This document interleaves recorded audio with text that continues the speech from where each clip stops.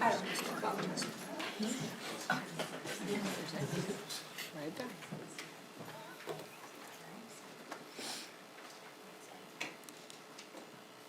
Maybe he didn't hear us. We're ready.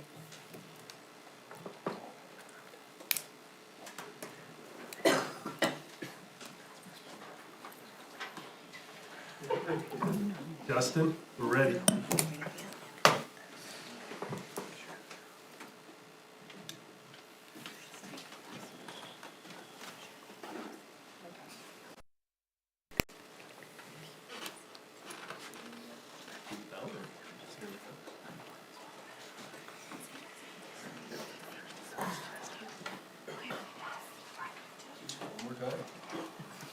Justin, we're ready.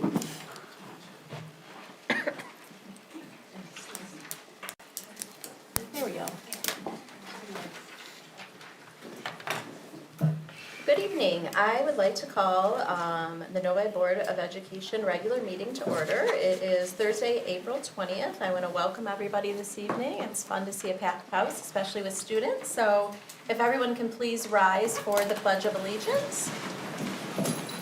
I pledge allegiance to the flag of the United States of America and to the republic for which it stands, one nation, under God, indivisible, with liberty and justice for all.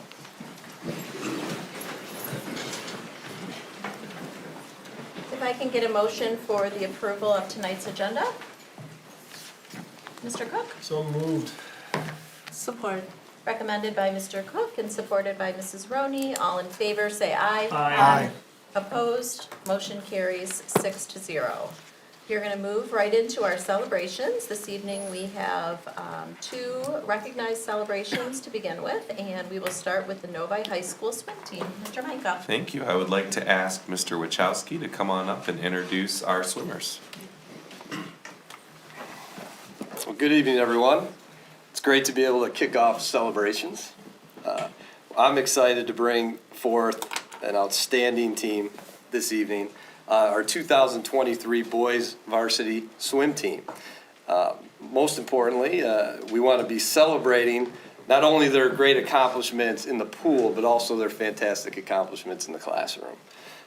But they did cap off their season with an outstanding 4th overall finish in the state, their highest finish in the history of Novi swim.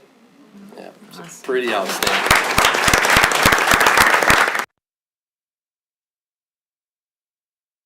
Leaders in the hallways for us, in our classrooms, they represent our Novi athletic core values of accountability, respect, team, integrity, honesty, responsibility, and loyalty. And that's not by mistake, because they're truly supported by an awesome coaching staff. And that coaching staff is led by Coach Rebecca O'Shaughnessy, who I'm going to hand it over to at this point.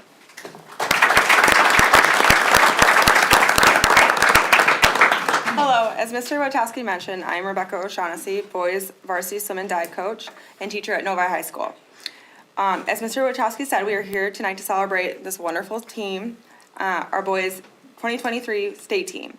But before I introduce my team, I'd like to introduce my coaching staff. Ken Stark, he's been coaching at Novi for 20 years. Brent Polanski, he's been coaching at Novi for 10 years. Our diving coach, Don Mason, he's been coaching for 13 years. And he was just awarded the NISCA Collegiate Scholastic Award for diving. And then unable to attend this meeting tonight is our other coach, Brian Sun. He's been coaching for 2 years. And now I'd like to introduce to you our 2023 boys swim and dive state team, student athletes, and highlight their outstanding accomplishments this season.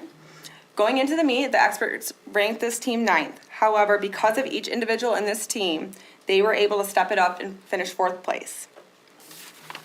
Unable to attend this meeting tonight, we have Nick Herrera. He's a freshman and one of our alternates on the state team. Same with Josh Kashima, a 10th grader. They're both at a swim banquet. Diver Cooper Wasson, here this evening, finished 28th. Then we have Andrew Allendogan, Stand up, Andrew. He was 21st in the medley relay. Anir Kandurthi.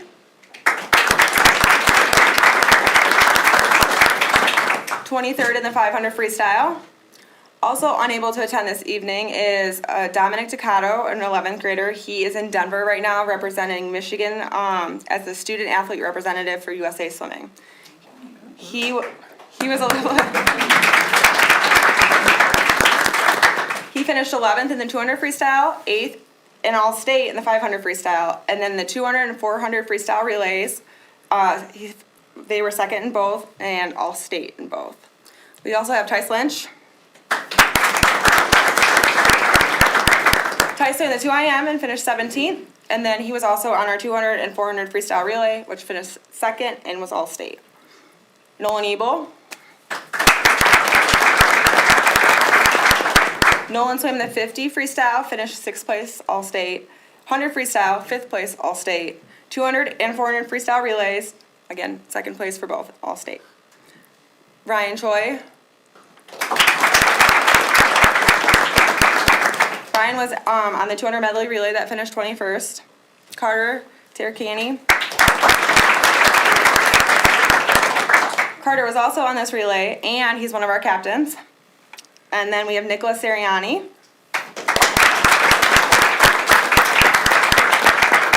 Nick finished 2nd in the 2IM, 2nd in the 100 fly. He was all-state and all-American consideration in the 100 fly. And then in the 200 and 400 freestyle relays, both of which, again, 2nd place. And then last but not least is Luca Fries, another captain, who's not here this evening because he's at robotics. He finished 9th in diving. So this is our 2023 state team.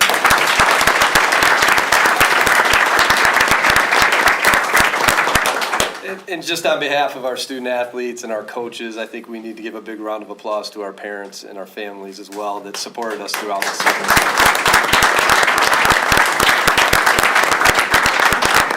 Our hope is we'll be up here more frequently to celebrate more of our great accomplishments that our kids have. So thanks for having us tonight. Thank you. Thank you. Thank you, and congratulations to our parents and our student athletes, especially those that are graduating and moving on to their next endeavors. We are going to move on to our next celebrations, which is the 2023 Michigan State Elementary and Primary Chess Team. Mr. Knight. Yeah, so super exciting. You may not know this, but we have students who participate in the elementary school Michigan State Primary Team Championships for chess. This is actually something that they competed in back in February. They had a sweeping victory and took 3rd place among 24 of the teams who participated. The team, I believe, has a representative to speak on their behalf. Is that accurate, or? No, are you gonna, okay. Otherwise, I can announce the names, but I figure it'd be better if you wanted to come and say a few words.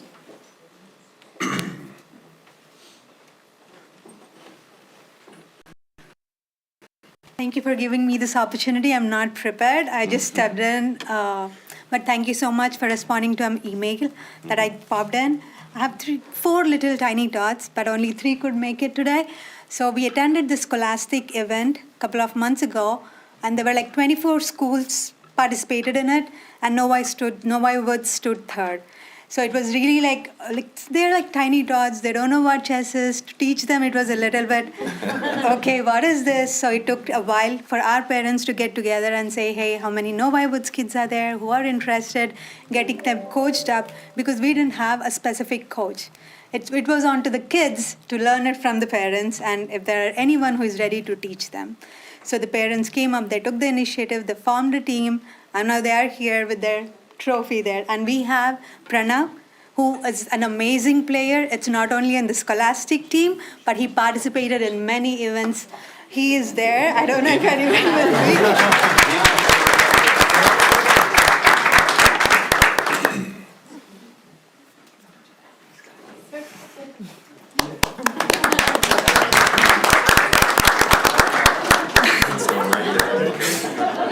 Turn around, look.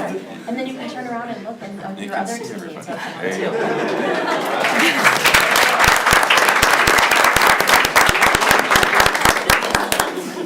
And next we have Om. Stay. He's the tiniest of the 4 kids that participated. Do you want to come back up here?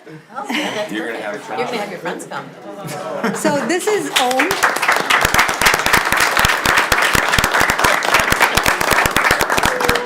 He's one of the tiniest team member there who supported us. And we have Jay Pediredla.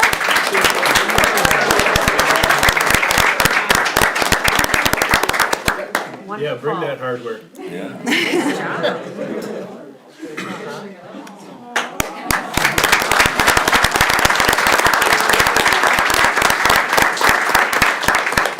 And we have one amazing player who couldn't make it today, and his name is Rivan.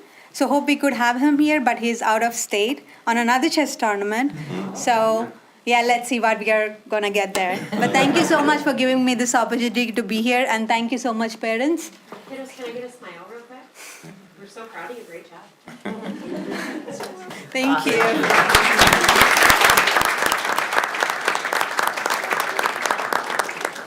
That's a heck of a trophy too. Geez. Yeah, Never got a trophy that big. fantastic. And these kiddos are from grade 1, 2, and 3. So that's really great, and we're so happy to have you here. Yes. I'd like to say I really appreciate the parents for taking the initiative and forming this group and club. That's how almost all of our clubs get started, is parents or students get the idea that we're gonna do something and they go do it. And hopefully we can keep it going. And as the kids grow, the team grows, gets into the upper levels, and who knows, maybe someday we'll have a chess champion coming out of the high school. Yeah, thanks, Mr. Cook. We are gonna move on. I think you wanted to Yeah. say. Oh, yes, please. So a lot of parents here, like who are playing chess, there's one initiative taken by one of the parents who is not here, the Vivan who is taking part in other state championship. His mother, Miss Shiva Priya. So she has like every weekend on Friday, 10, 15, 20 kids coming to her home and play chess with each other. And that's where Om started learning it, and that's how he grew up. So I just wanted to take her name, giving her credit for this nice initiative which she is doing at her home. Thank you. Thank you very much. That's amazing. It sounds like a movie in the making, doesn't it? Okay, now we will move on. We have an opportunity, if there's any other celebrations that any board members would like to share, you'll have an opportunity for board communication after a while, but if you have something celebratory that you'd like to share, that would be great. Got a quick one from the middle school. Okay. So I'm the middle school building rep, so I reach out to them before the meetings to find out if there's anything real exciting to highlight. And Mrs. Southworth told me that one of our ELA teachers, Mrs. Kashchek, was fortunate enough to win a virtual author visit from AuthorCade. So it actually took place today that there were 3 authors that did like a virtual Zoom visit with some of our students in our 7th grade ELA program and talked about, you know, how they deal with their writing process and how to know when your work is complete and ready to be published and things like that. I thought it sounded like a really incredible thing for them to have this chance to speak with a diverse group of authors and learn about the writing process. So I wanted to celebrate that. And also, I see there's quite a few teachers here, so thank you all for coming. We're thrilled to have you. And I know that our many grades, maybe all of them, have been doing standardized testing the last couple weeks. And so my appreciation for that to all of the students and staff members that showed up and did their best, and also to all the parents who made sure the kids had some sleep and some food and were prepared to make it happen. So thank you, everybody. Great job. Thank you.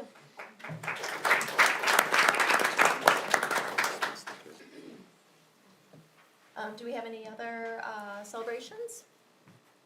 Okay. So seeing none, we're just gonna take I don't wanna say 2 seconds, but 2 minutes, because I know that you students are very busy. And we have a long agenda. You are welcome to sit and listen to all of us and our adulting here, but if you'd like to do something else this evening or you have other plans, I don't want you to feel awkward about getting up and leaving, so. Look at this. Congratulations. Why were the parents the first ones? Yeah, do you want this one? Yeah. Here, let me just get out of the way.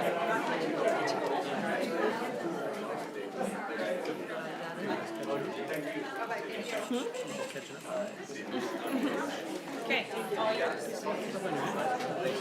I'm trying.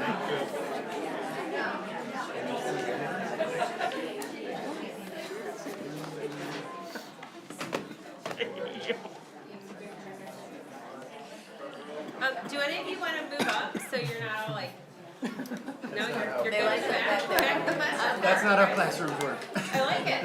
Hey, I'm new here. I don't know.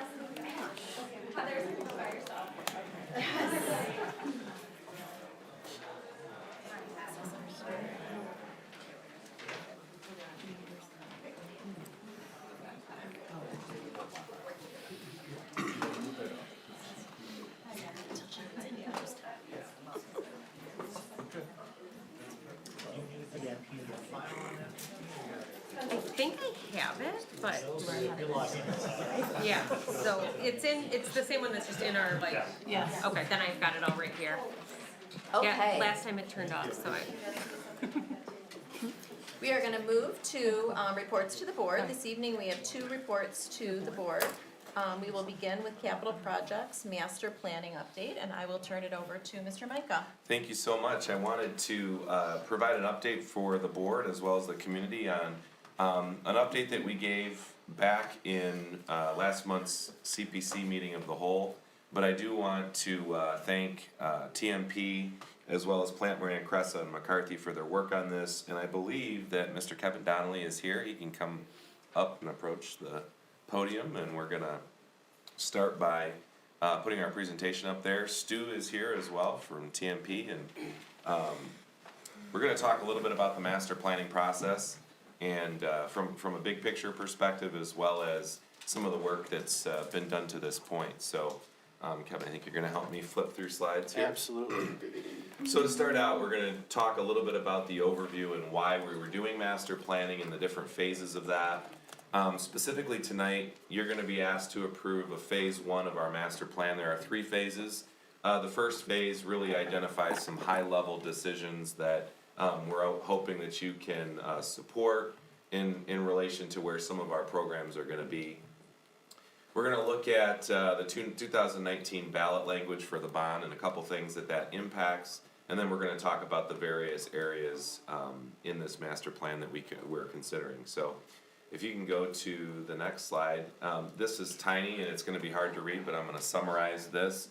The real question is why a master plan? And so through the pandemic, we had a tremendous amount of what we call superinflation as a result of supply chain issues, cost increases and things like that. And so what we thought we were able to purchase in 2019 is not the same thing that you can purchase in 2023. So at the end of the day, we were looking at, obviously we have the Meadows building well underway. We have a number of our projects that are progressing on pace and doing well.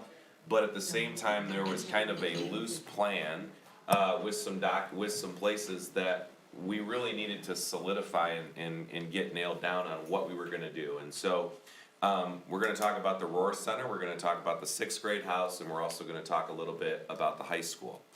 Those three facilities had a variety of things programs that were slated to go. So for example, the Rohr Center, we had a conversation about, this is pre-me, but years ago, the conversation was robotics would go to the Rohr Center. We had a conversation about something in the 6th grade house, possibly a PD center. We would possibly utilize that space for some special education programming, but again, we didn't have some things nailed down. There was also at the high school a discussion about, there's a number of things that we were gonna try and do there. One of the issues in the ballot language is that we need to build an activity center, and what is that, and where would that go? So, macro planning is the first phase, which is really where we establish high level, where do these different programs land? Where would they go in the district, and what types of facilities do we need to meet those needs? That process has involved working with a lot of our stakeholders in athletics and robotics and special education and the different groups that touch those spaces. The next phase, which we're getting ready to go into, is more of the micro planning, where we're gonna start to invite community into the conversation. We're gonna broaden the scope of our stakeholder feedback, and we're gonna start actually getting into design, right? So we're gonna actually say, hopefully after tonight, we know big picture where these things are going, and now we're making intentional choices about the specifics of the design. The third and final phase is then looking at the future and saying, what do we need from a program standpoint and also a facility standpoint to meet those needs over the next 10 years, instead of looking at things in kind of isolation or in a silo. So we're really trying to be intentional about the work that we're gonna be engaging in over the next decade, really. And so I'll talk a little bit about that at a later date, but right now I really wanna talk about phase one of our projects. And so I'm gonna start by talking about the sixth grade house. And I don't know, Kevin, if you have a little, I think there's a little thumbnail of the sixth grade house that might pop up if you click the next slide. We can go back to the sixth grade house, but you'll notice that the sixth grade house, and I'll talk about also the ITC, because right now a number of our fifth grade students meet. I know Ms. Burry's in here. Their classes are in the ITC space, as well as our technology space. And so if you think about that space as well as the entire sixth grade house, the plan really is that our current sixth graders next year are going to be in the sixth grade house, so no major change. Obviously, our new fifth graders next year are gonna be going into the first floor of the new Meadows, while the back side of it gets renovated. So there's gonna be kind of a dominoing effect here, and we need to plan for that now. So what's gonna happen is that after next year, the sixth grade house will be vacated because the new Meadows building will be completely finished. At that time, we wanna be prepared with a plan on what we're gonna be doing, and that plan needs to really be bid out this fall so that we can start construction. So if you go back to the first page there, the programs that we're looking at the sixth grade house, and I'm gonna kind of talk about a couple things here. So first, we met with the robotics team. We had coaches, we had students, we had team members.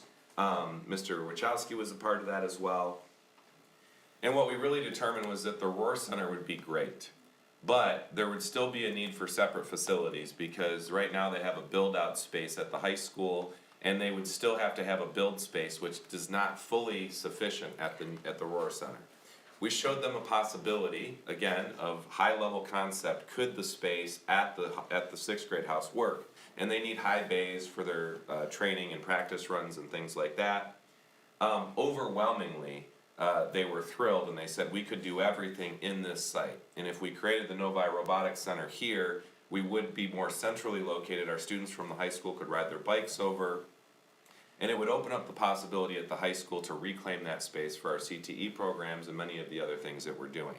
So overwhelmingly, the recommendation for the sixth grade house is to actually move the Novi Robotics Center to the sixth grade house and not the Roar Center.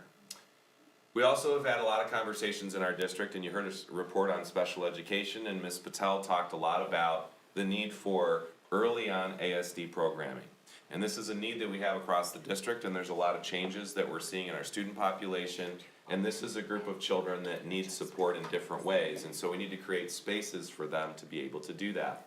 So the sixth grade house being, and I'll say this now, the sixth grade house, what it will likely become, think of it as multiple buildings under one roof. And I know that kind of sounds weird, but there are so many possible entrances based on the additions that have been done to that building and things over time, that it allows us an opportunity to say, we can really create a space that is specifically for our ASD students, early on students, that is able to have a permanent wall and structure and their own play space and programming that's tailored directly to them, as we can also do that for robotics and keep that all completely separate. Part of the original plan, this was just confirming the original plan and vision, was that our NATC students, our transition students, would come to the sixth grade house. One of the things that they have done a great job of is making a makeshift place. They used to be in a trailer, and then they got the Roar Center, and so they made use of the space that they had. But the plan was that always they were going to be coming over here, and we would build a space out for them.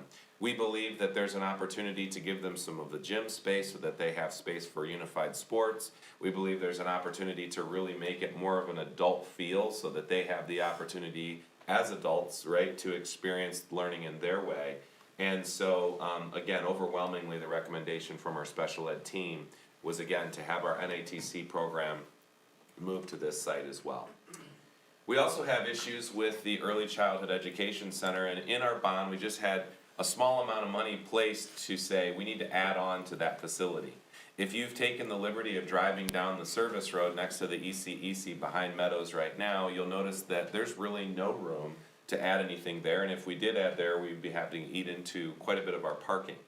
So one of the conversations that we had is, we have an existing space right here that we could probably, again, section off an area or a zone that would be able to be self-contained for the kids in the Early Childhood Center, and we would be able to build out that space for pennies on the dollar. So what we might be able to spend on 2 classrooms doing an addition on the ECEC, we can probably get 4 to 6 classrooms over at the 6th grade house. And so from an efficiency of cost, we've learned that this would be a much better use of the funds as well as programming needs that are coming, because we have a long list of kids that are looking to move, into those programs. Something else that's gonna create a little bit of a domino effect, and that is that we've had conversations prior to me coming about the fact that our central office administration is scattered throughout the district because we really don't have a space that's big enough for our team to work together, to collaborate. Compounding that is the fact that our boardroom is really not sufficient. You saw how we had our swim team here. Imagine if we had multiple celebrations at standing room only. And so the idea is that we would actually create an opportunity for a new boardroom with a closed session room and the place for to have proper board meetings in our central office where we can actually have our team collaborate together, which will be very, very efficient. So that right there, again, I'm not getting into the micro planning yet, this is high level. The recommendation for the 6th grade house are those programs, and again, think of them as buildings under one shared roof. Moving on to the ESP, so this is the dominoing effect. The question comes up, well, if we're gonna take some central office staff here and we're gonna have a centralized location for them, what becomes of this building? Through the master planning conversation, we had a lot of discussion about maybe it becomes more parking, maybe it becomes a variety of things. And when we started to look at all of the different pros and cons, and there were a lot of people kind of putting their heads together, what we decided was there is a huge need for mental health support in our community. And one of the things that we have also realized is that we really want to expand our partnerships with our affinity groups. So when we think about the Novi Mental Health Alliance and PASSN, and we think about Community Coalition, and we think about Novi Youth Assistance, and the list goes on, and we believe that those partnerships are expanding, we would like to give them a centralized hub where people can go. This is coupled with a vision for some of our team that have been working on looking at mental health as a priority.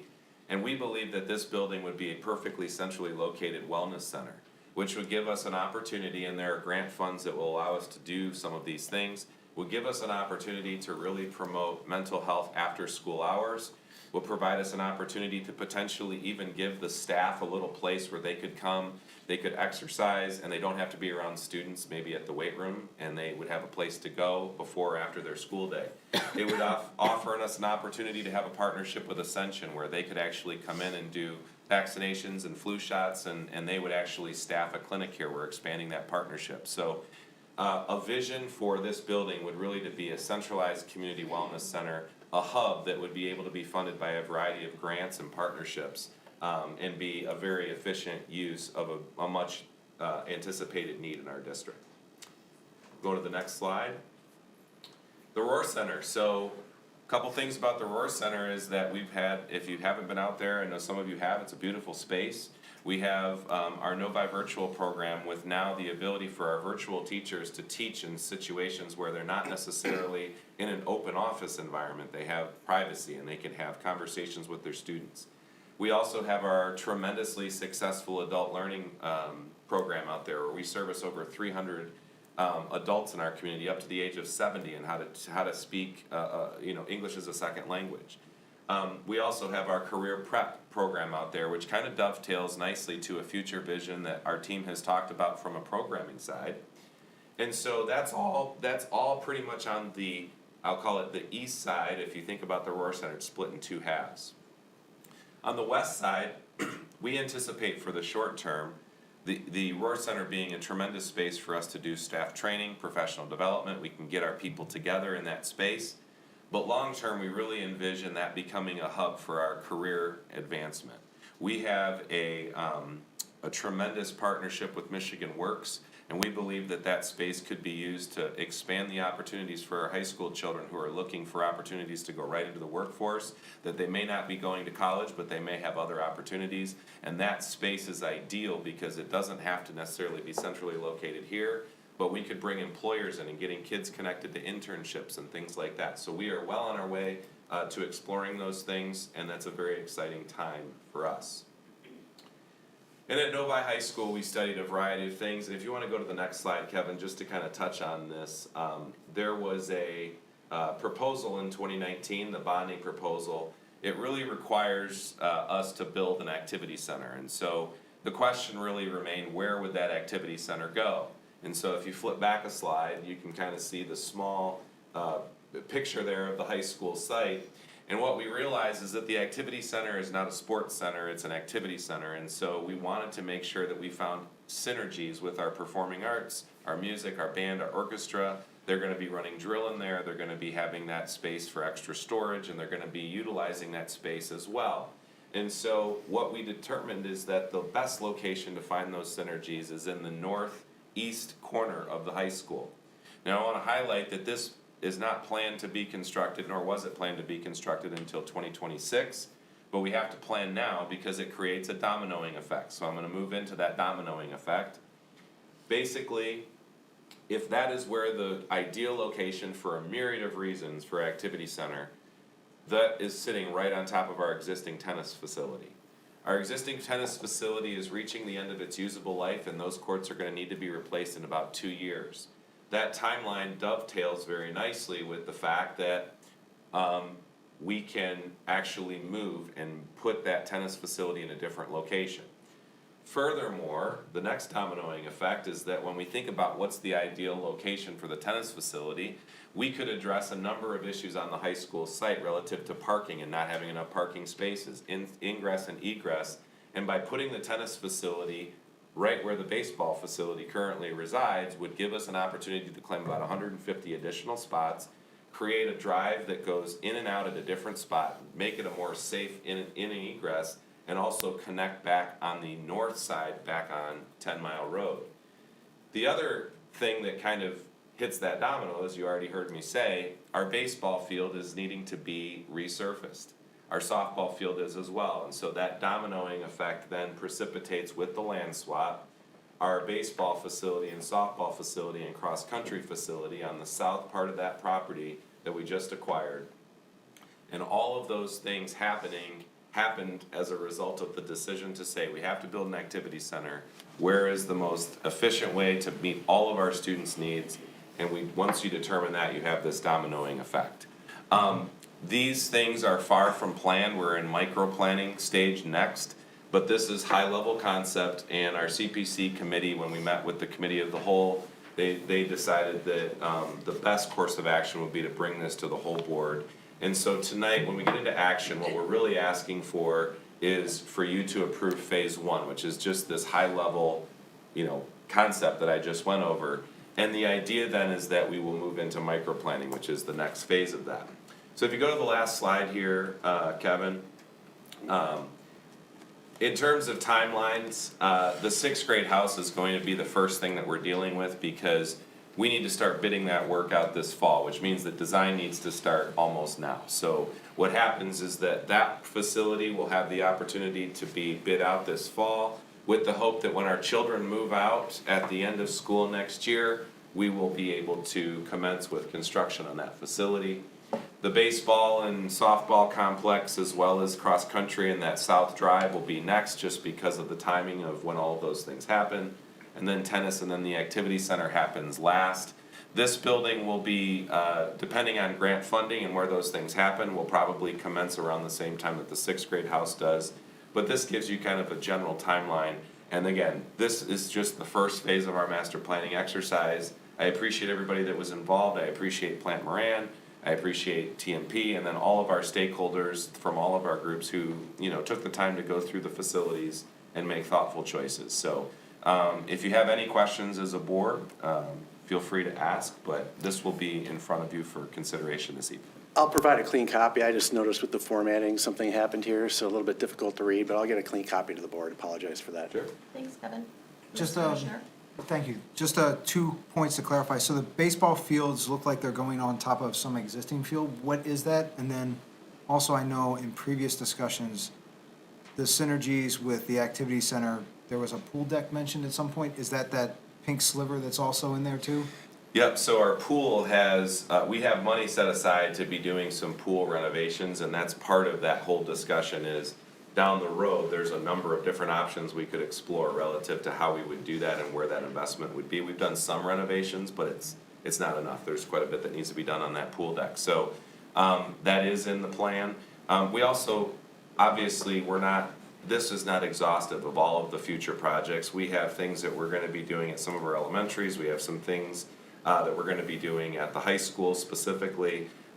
So this is kind of the bigger rocks that we're trying to get in place first, and all of those other things we do have planned funds for. But specifically to your question, yes, we have considered those synergies. What are the fields that the baseball field looks like it's on top of? Yeah, so that is our current field hockey area, so that's where field hockey plays.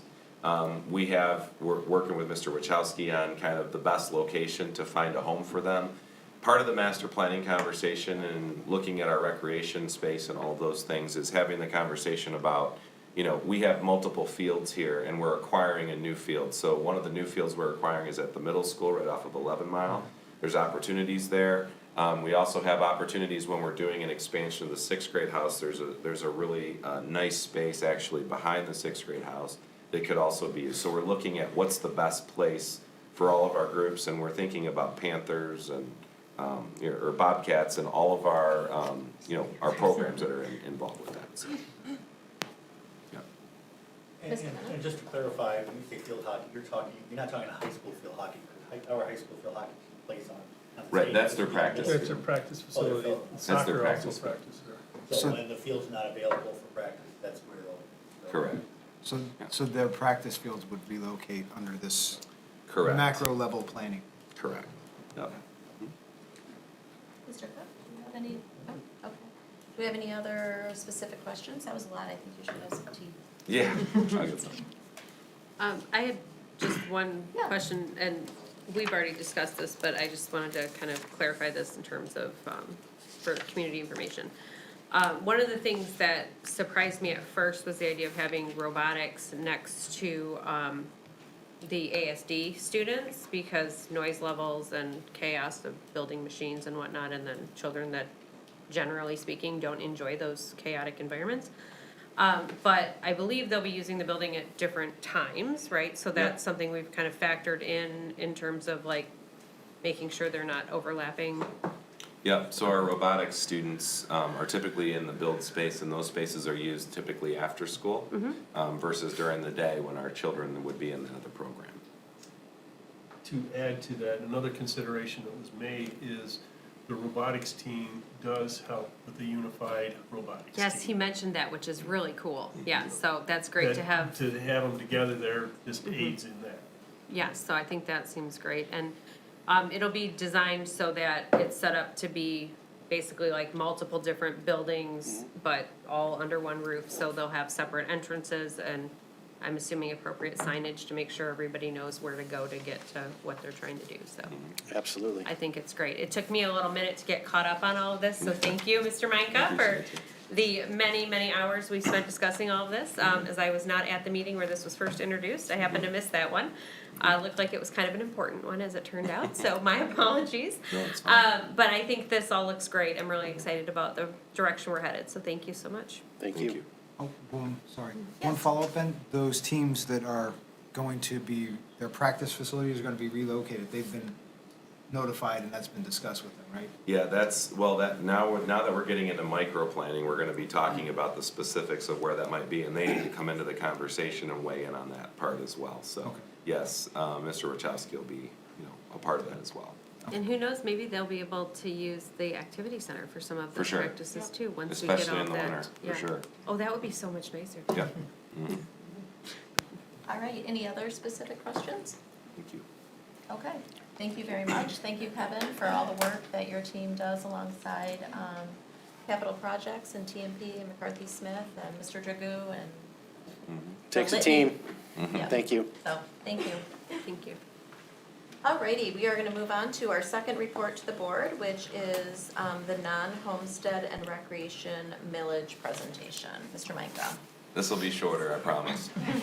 All right, so, we have talked about this at multiple board meetings over the past, few months. Actually, before, Mr. Kling joined the team, we had the conversation about the fact that we have, fallen behind on our non-homestead operating millage, which, is significant in what we can be able to do for our students and our staff and compensating people and all of those things. The stuff that we just talked about relative to capital projects, you can't use those funds to pay on people, right? But the funds that this operating millage does support can be used on those operating costs. And so we wanna make sure that we're levying the appropriate amount of dollars that the state allows. So if you go to the next slide, there's a story of two problems. And so the first problem is that our non-homestead operating millage has been eroded, and now we don't have the ability to get the money that we are able to obtain from the state of Michigan. So we're short what we should get by the state. This next year, that number is about $750,000, which is not a small amount of funds. Our recreational millage is the next problem. It's ending in 2023, and we're simply needing to renew it at its current rate. So you can go to the next slide. So our operating election, so for the past 9 years, we've had rollbacks. And the state allows you to levy 18 mills for non-homestead properties. Non-homestead properties are basically people's non-primary residence that you claim on your taxes. So if you have a second home, it could be a business, it could be something like that. And that millage rate has been eroded, so as property values go up, that millage rate erodes. And so that means that we're not levying, like most other school districts in the state, the 18 mills and getting the funding for our students. The estimated rollback next year gets even worse, and so our hope is that you will support calling the election, and we'll talk about that in just a second. This again would result in no cost increase to our current homeowners as primary residents. This isn't a taxpayer increase. It does restore the rate of millage that has been levied prior to 2015 for many, many years in this district before it had been eroded. You can go to the next slide. I'll let Devin talk a little bit about just the history here. Yeah, so this slide kind of just breaks down the millage rate and the rollback, if you will, year to year. So as you can see, rollbacks start out borderline harmless. You're seeing a fraction of a mill coming off, and then as there's two factors that are happening. One, you're not able to levy those 18 mills, of course, but then also your taxable value increases. So that number, that multiple, increases with both of those factors. So as the years go on, it becomes a bigger and bigger problem, and now it's a problem we need to solve. And to Ben's point, this is something we're funded with property taxes and money through state aid. Well, that state aid is funded, and they are betting that we're collecting all 18 mills. So there's no, because we have this rollback, we're not made whole because of it, because they're thinking, well, we're collecting those 18 mills. And I don't know if you want to talk about the hedge or not, but. Yeah, I'll let you hit that in a second, but Okay. this total amount is nearing $4 million and will exceed $4 million by next year in revenue that we could have obtained, and so we want to try and correct that. Cumulative Cumulative. over the last several years. Mm-hmm. The recreational millage, so why do we need another recreational millage? Well, this is a millage that this community has supported for a long time, and it's allowed us to have the facilities that we have. So our athletic fields, our playgrounds, our community tennis courts, our pool, our natatorium, our future activity and recreational spaces and investments that we talked about. This millage really allows us to be able to support the operations of those facilities for our community. This again would be a renewal for, which would cost no increase, so we're not asking for more, we're just asking for it to be maintained. And so I'll let you talk about the solutions here.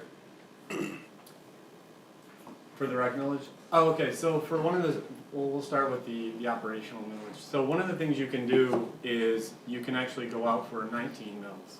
And that's called, that 1 mil is a hedge. So you're only going to be taxing your non-homestead properties at that 18 mils, but that 19th mil is there in case throughout the life of this language, you do have a Headley rollback. So if you have, in the past, if you have a .02 millage rollback, you'll cut into that 19. So you'll still be collecting the 18 mils. You'll never be able to collect more than 18 mils, but it's there to kind of hold you there so that we don't have to come back. Let's say if we have a Headley rollback next year or the year after, we don't have to come back and redo this. It's a way to hedge against the inflationary measures.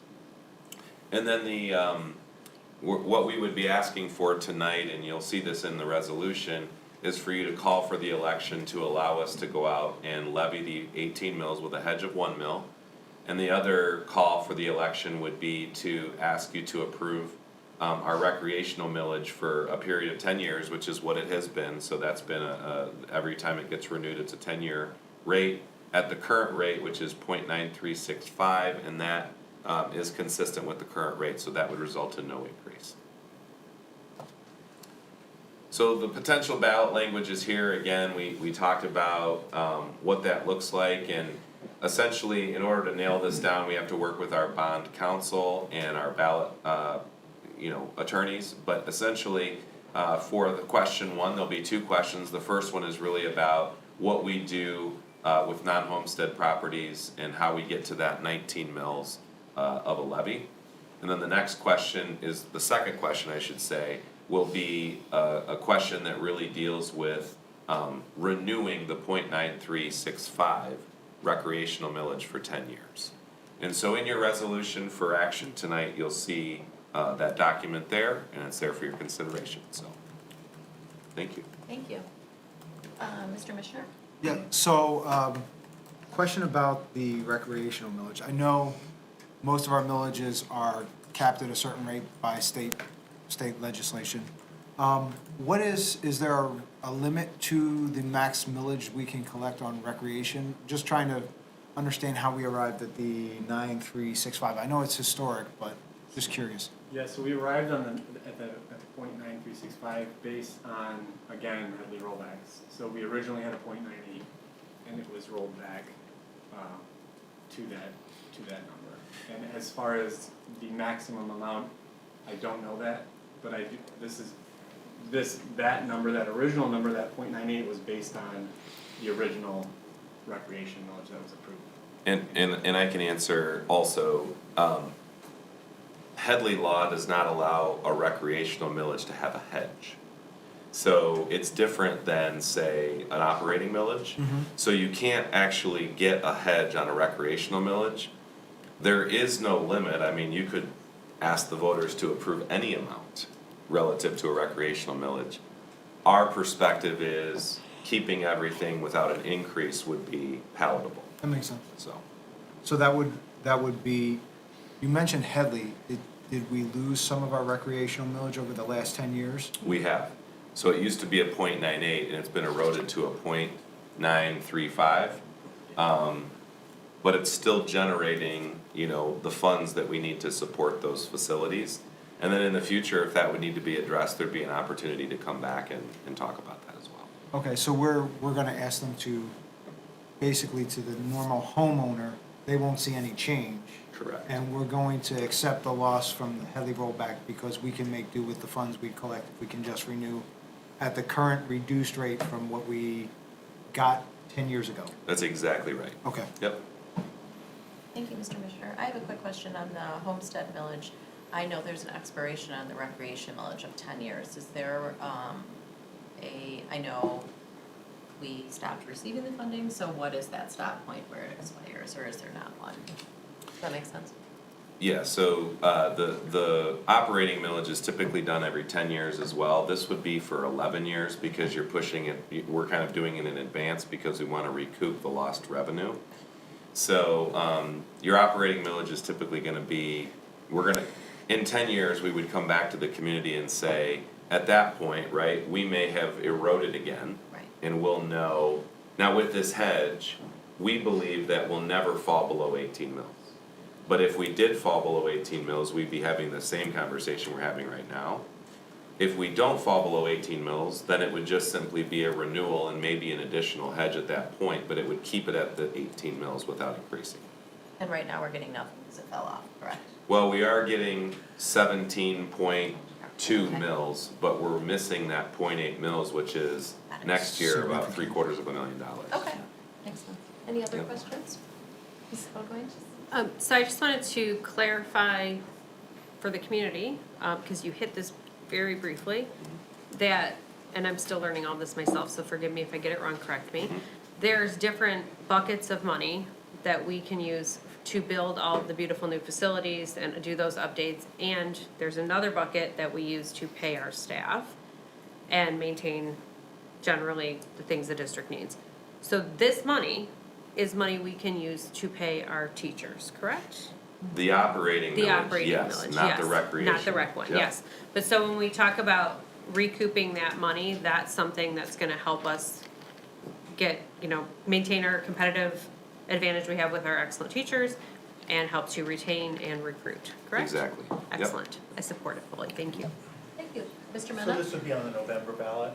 Would be on the August ballot. Would be on, So I'll what's the deadline to get that? I didn't get to the last slide, but this is perfect for your question, Mr. Mena. So, if you call for the election tonight, meaning that you approve the resolution, the authorization in that resolution gives me the ability to keep the numbers the same, but, work with our election council on getting the proper wording, which is similar to what you saw tonight.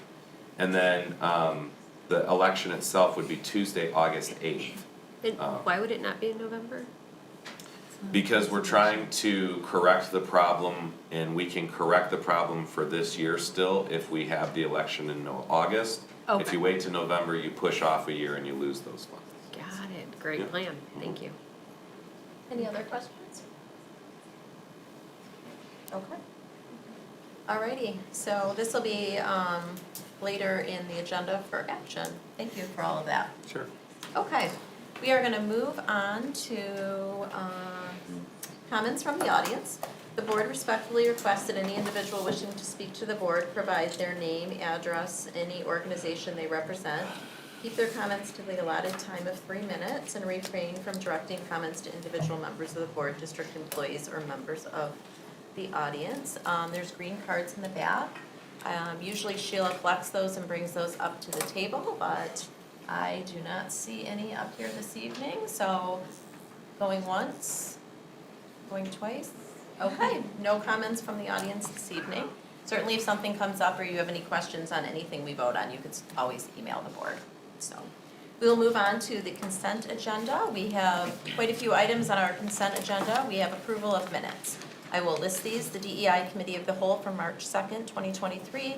Governance and Policy Committee of the Whole, March 13th, 2023. Capital Projects Committee of the Whole, March 13th, 2023.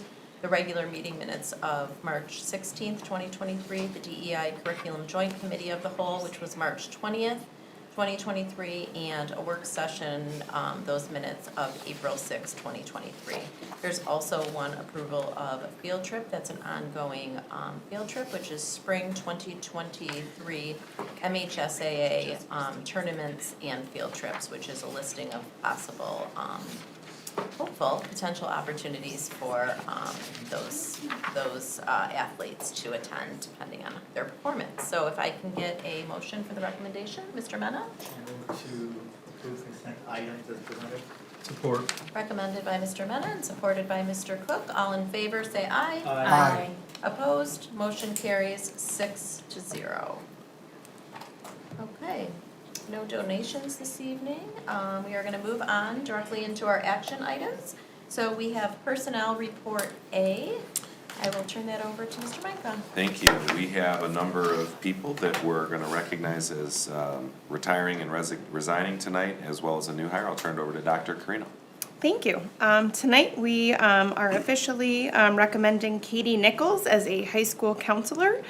She began a few weeks ago because we needed the importance of that position in the high school, so we proceeded with that hire prior to this evening. We have quite a few retirements and resignations, and I want to give some background as to why. We have a March deadline for our staff to notify us if they are retiring and/or not planning on returning from any leave of absence. So that is why you see so many people who are at the end of the school year. So Christina Armstrong will not be returning from her leave of absence. Natalie Capatina from Parkview will also not be returning. Jane Funkfeld at Novi Woods will be retiring at the end of the school year.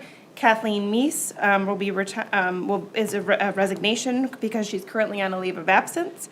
Amber Naroyan will also not be returning. Melanie Stauner, also a resignation at the end of the year. Nancy Willis will be retiring at the end of the school year. Madison Fisher has resigned effective March 30th. Carly Valentine will not be returning from a leave of absence. Lindsay Karate will be taking another year 2 childcare leave of absence. Christina Stefanow Chiakris will be taking another leave of absence for childcare, and Joseph Brown will be resigning from his maintenance tech position. Thank you very much, Dr. Carino. If I can get a motion for the recommendation. Mrs. Boatwine?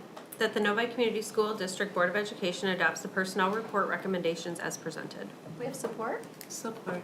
Recommended by Mrs. Boatwine and supported by Mrs. Roney. Does anybody have any specific questions?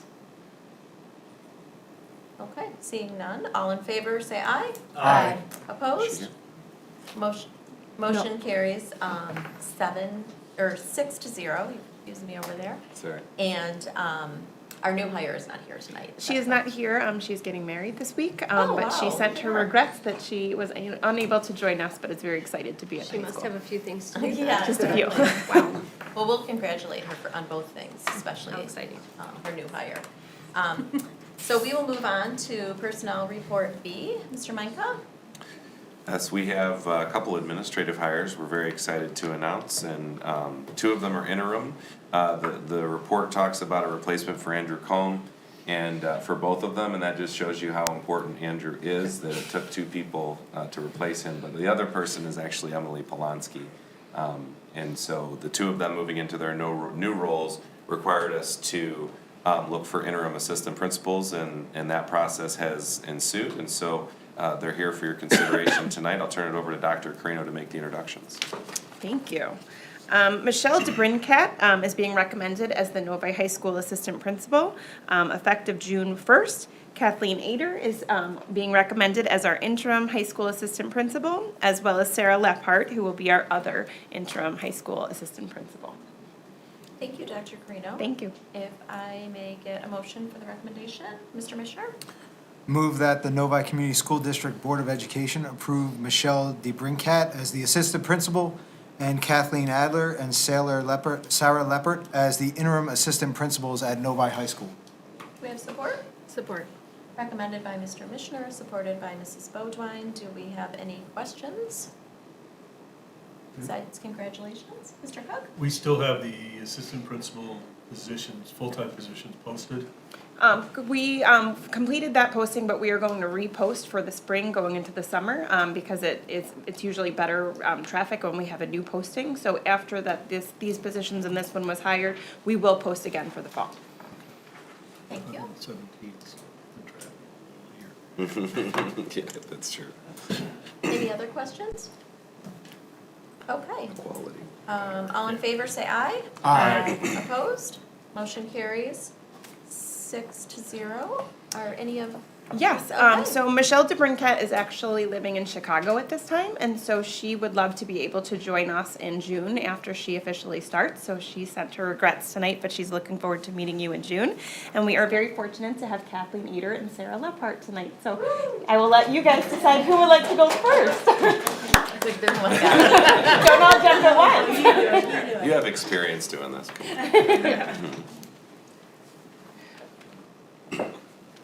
All right, well, we're both just excited. I shouldn't speak for both, but I think we both are excited. We, feel like we have some knowledge from the high school, so we're excited to kind of take on this new role, see what it's like, see how we can help with all the activities that come at the end of the year. As a counselor, I already am involved with lots of the end of the year activities, so I'm excited to see how I can assist from this side of, as an administrator with graduation and all the senior activities. So thank you for the opportunity. I'm thrilled to be here. Yeah, very much. I mean, Sarah and I have both been at the high school for a long time, and we're both very deeply committed to our students and the staff at the high school. And we are very happy to help to fully staff our high school and be able to finish out the year very strongly. Great, congratulations. And we Thank look you. forward to having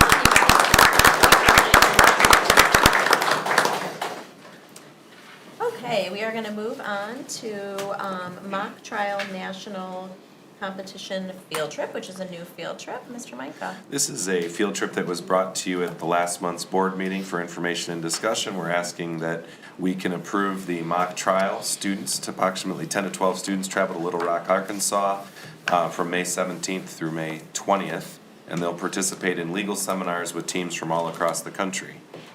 Great. If I can get a motion for the recommendation, Mr. Cook? I move that the Novi Community School District Board of Education approves the mock trial national competition field trip to Little Rock, Arkansas from May 17th to the 20th, 2023. Do we have support? Support. Recommended by Mr. Cook and supported by Mr. Mena. Any comments or questions? Okay. Seeing none, all in favor say aye. Aye. Opposed? Motion carries 6-0. Good luck to the team, and we look forward to hearing how they do. We will move on to the DEI definitions approval. Mr. Meinka? I think we skipped Oh, we D did? real quick. Oh, sorry. Yep. I got real ahead of myself. Let's back right up, and we'll go to the Novi High School band uniform purchase. Thank you. The band uniforms at Novi High School have exceeded their usable life for a few years now, and so Mr. Dyroff started talking about this with me when I first started, and we went through the competitive bid process, we're recommending that the board approve the award of the bid to Fred J. Miller in the amount of $129,825 to support our children in the band program. Great. If I can get a motion for the recommendation. Mrs. Roney? That the Novi Community School District Board of Ed award the bid for the band uniform purchase to Fred J. Miller, FJM, in the amount of $129,825. We have support? Support. Recommended by Mrs. Roney and supported by Mr. Cook. Any questions or comments? Okay, seeing none, all in favor say aye. Aye. Opposed? Motion carries 6-0. And sorry to Mr. Dyroff and the students, I didn't want to miss this. I think you're all going to look spectacular in the fall in your new uniforms. They will. I know, they are really cool. Yeah. I'm looking forward to it. Okay, now we're going to move on to the DEI definitions approval. Mr. Micah. We're excited to bring these for approval this evening. Our DEI team has worked very hard. They've reviewed, our administrative team has reviewed these definitions. I know they've gone to the DEI board committee as well. And this gives us an opportunity to really define what DEI means. It doesn't mean the same thing all places, and I think for us to be able to define what those terms are, gives us an opportunity to really have a common level playing field of understanding and be able to continue to move this work forward. So we're very excited to provide this to you tonight for approval. This was presented at the last month's board meeting for information and discussion. Thank you. If I can get a motion for the recommendation? Mr. Mishner? I move that the Novi Community School District Board of Education approve the DEI definitions as presented. Do we have support? Recommended by Mr. Mishner and supported by Mrs. Beaudoin. Do we have any comments or questions? Please. I just would like to thank everybody who worked on this, because I know this has taken months and a lot of revisions. So thank you to you and to you, thank you, and to our DEI team throughout our district. I think it's really important work, and I'm very excited that we've got a shared set of values to start from as we proceed with what we're working on here. So thank you, everybody. Any other comments? Good. Seeing none, all in favor say aye. Aye. Opposed? Motion carries 6-0. We will move on to the Novi Meadows Public Address System, AV Synchronized Clock System. Mr. Micah. This is an item that was brought for information and discussion at our last meeting. The idea here is that this was budgeted as we build out the new Meadows building. We're ready to start getting these installed, as hard as that is to believe. But this is the PA system as well as the classroom audio visual systems. I know a lot of our teachers, Mr. Mahalski, I know, was piloting some of these systems in his classroom, and a lot of our team has done some pretty extensive work in the planning on this. We did have RFPs that were sent out on December of 2022. Bids were opened publicly in January, and so they continued to conduct post-bid interviews and determine the best possible technology, support, and resources for that building. Tonight, IDS and the district technology team are recommending that the board award the contract to DAT in the amount of $818,710 for this project. The money will be authorized out of the 2019 bond fund as budgeted. Thank you. Do we have a motion? Mrs. Roney. That the Novi Community School District Board of Ed award the public address system, classroom audiovisual systems, and synchronized clock systems for the new Novi Meadows building to DAT in the amount of $818,710. And further authorize the Assistant Superintendent of Business and Operations to expend the fund from the 2019 bond fund. Do we have support? Support. Recommended by Mrs. Roney and supported by Mrs. Bodwine. Does anybody have any questions or comments in this regard? Okay, seeing none, all in favor, say aye. Aye. Opposed? Motion carries 6-0. Next, we will look at the August 2023 Novi Community School District ballot proposal language approval. So this is the presentation that you saw just moments ago from Mr. Kling and myself. Really what this does is it officially resolves that the board calls the election for August 8th, and it will be a special election for the operational millage restoration for our non-homestead properties, as well as a continuation of our recreational millage for the community. Thank you. If we can get a motion for the recommendation? Mr. Missioner? I move that the Novi Community School District Board of Education, in the best interest of the district, approve the language contained in the attached proposal on the ballot in the upcoming August election. Do we have support? Support. Recommended by Mr. Missioner, supported by Mrs. Roney. Do we have any specific questions? I know we just looked at this, but if anything else has come up or, no? Okay. Seeing no other questions, all in favor say aye. Aye. Opposed? Motion carries 6-0. One more thing, we have Novi Community School District Capital Projects Master Planning Phase 1 approval. Mr. Micah. This again was a presentation that you heard first tonight. Really what this is allowing our team and our design team to move forward at the request of the Capital Projects Committee to approve the first phase 1 recommendations of our master planning so that design can begin specifically for the 6th grade house, but for the areas listed as presented in the document attached. Thank you. If I can get a motion for the recommendation, Mr. Mena? Yeah, I move that the board approve the capital projects phase recommendations as presented. Support. Recommended by Mr. Mena and supported by Mr. Cook. Do we have any specific questions? I know we had a chance to talk about it, but if anything's come up? No? Okay. All in favor say aye. Aye. Opposed? Motion carries 6-0. We will move on to information and discussion. We have 5 items. We are going to first hear about the Chartwell's contract renewal. Mr. Micah. Sure, I'm going to let Mr. Kling talk about this one in just a moment, but just so that everybody's aware, our food service partner is Chartwell's. They've done an amazing job, and I think part of what makes it so great is that we have great leadership, and so Kim Sinclair, I know, is here tonight. Anyone that has ever gotten to know Kim knows how incredibly customer service oriented she is. And so we're really appreciative of her work in the district and just going above and beyond. But we're really excited about, the updates and things that are coming. But this contract does need to be renewed, and so I will let Mr. Kling talk about any of those details. This would be for your consideration at next month's meeting, but we wanted to talk about it tonight. Yeah, don't have much more to add other than, Chartwell's and Novi have had a great partnership, and Kim's been great, and this would be a renewal for the 23-24 school year. So if you have any specific questions. Thank you. Does anybody have any specific questions? Yeah, Mr. Mena. Remind me, going back in time, there was a time there was a certain amount of this that got kicked back to the general fund. Is that still happening? Yeah, so that's done on an annual basis, based on how well profit over loss, how well the food service fund does on a profit over loss basis. So how are we doing comparably in previous years?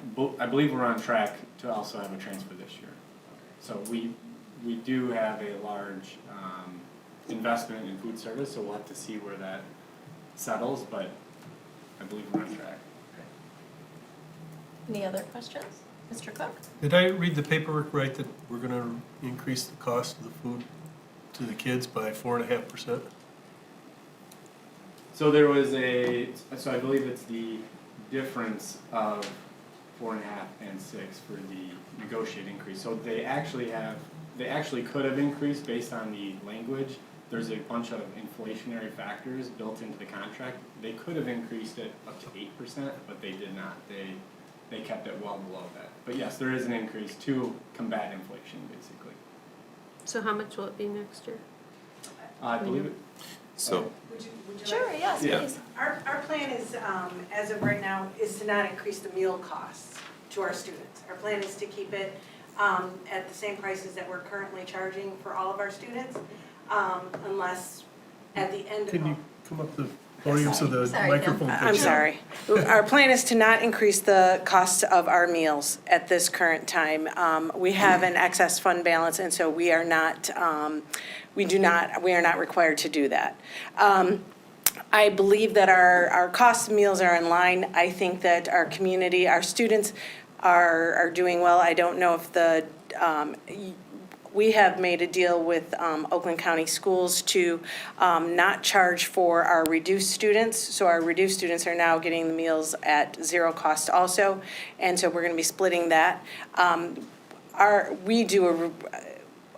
My team does a really good job of selling meals, and the kids seem to be enjoying them. So I don't think we ever will have to worry about that here. And yeah, I'm sorry. I get nervous coming up here. No, you're great. Okay, Thank thanks. you. All right. Before you leave, just let's make sure no one has any other questions, Oh, so you don't yeah. have to run back and forth. Hey, guys, do you have any questions? Because I'm relaxed now, I probably could do a Yeah, better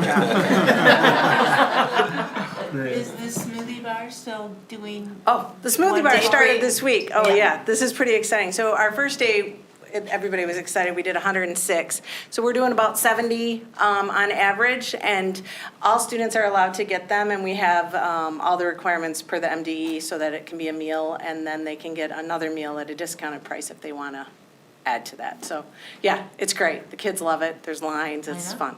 Awesome. So. Are the teachers joining it? Actually, Mr. Kane, we did, he came by and, so we have had a few teachers come through, but our teachers are very respectful. They let the kids come first because they're excited, and then we'll see where it goes. Except for Mr. Kane, he's been through each Well, he can. each lunch period. He's good to me, he comes in through the back, so we're good. Any other questions that I might be able to answer? Thank you very much, Kim. Thanks for your service and collaboration. And if anybody has any other questions, they'll come through Mr. Micah's office and we'll get them. Thank you. Next, we have Student Board Representative introduction, our nice student here who's been patiently waiting. she has. So Jennifer, if you want to come up, I'd love to say just a couple things. So we're really excited about the opportunity. We know that student voice is a really big part of our school district and our community. And so I was very happy and pleased that you as a board supported the idea of bringing student voice back to the board table. So again, just to clarify, of course, this isn't a position that's going to be a voting position, but it's an opportunity for us to hear about all of the things happening with our kids. It provides a student perspective. And so I asked the high school administration to conduct a search for a person that would be passionate about this. And having had the opportunity to meet Jennifer Rajesh is here tonight, having the opportunity to meet her, I can sense her passion for this position. So the formalized plan would be that starting at next month's meeting, we'll have a seat for her, probably right over there next to Trustee Bodwine. And there would be an opportunity on the agenda for her to provide a report of students' activities all across the district. And she's got kind of a plan that I think she's gonna share. But I'm really excited today to announce Jennifer Rajesh. I will say that she will be working with us through the rest of this year and next year, and then she will be a part of helping us find the replacement for her after this next year. So Jennifer, thank you for being here. Hi everybody, my name is Jennifer Rajesh. I'm a current junior at Novi High School and I'm very excited to be the first student representative for the Novi School Board. A little bit about me is that I consider myself a hardworking student. My friends would consider me a sweetheart and my mom hopefully would consider me a little ray of sunshine. Some of my passions include volunteering. I'm currently the president of Interact Club, which is a volunteering group at the Novi High School in partnership with Rotary, where we do a lot of fun activities in order to promote the idea of service above self amongst our members. Some of the activities that we've done, we've made care packages for the kids at the Haven Shelter, as well as partnered with Operation Smile to run a toy drive where we collected over 100 toys and donated them to Toys for Tots. It's truly grateful to be a part of this organization and to lead it because I just love seeing all the students that arrive at our meetings, and it's so sweet to see their smiles and their willingness to help out in the community. I'm also a Girl Scout Code officer and a proud woman in STEM. I love all things math, science, and coding, and I'm very excited to be a part of the organization Girl Scout Code because it gives me the opportunity to share my passion of coding with young girls throughout the high school, and hopefully I can inspire them to pursue a STEM career. I also love working with children. I currently tutor ESL students at the Novi Public Library, and honestly, they are just the most brightest minds, and I can't wait to see what they do in the future.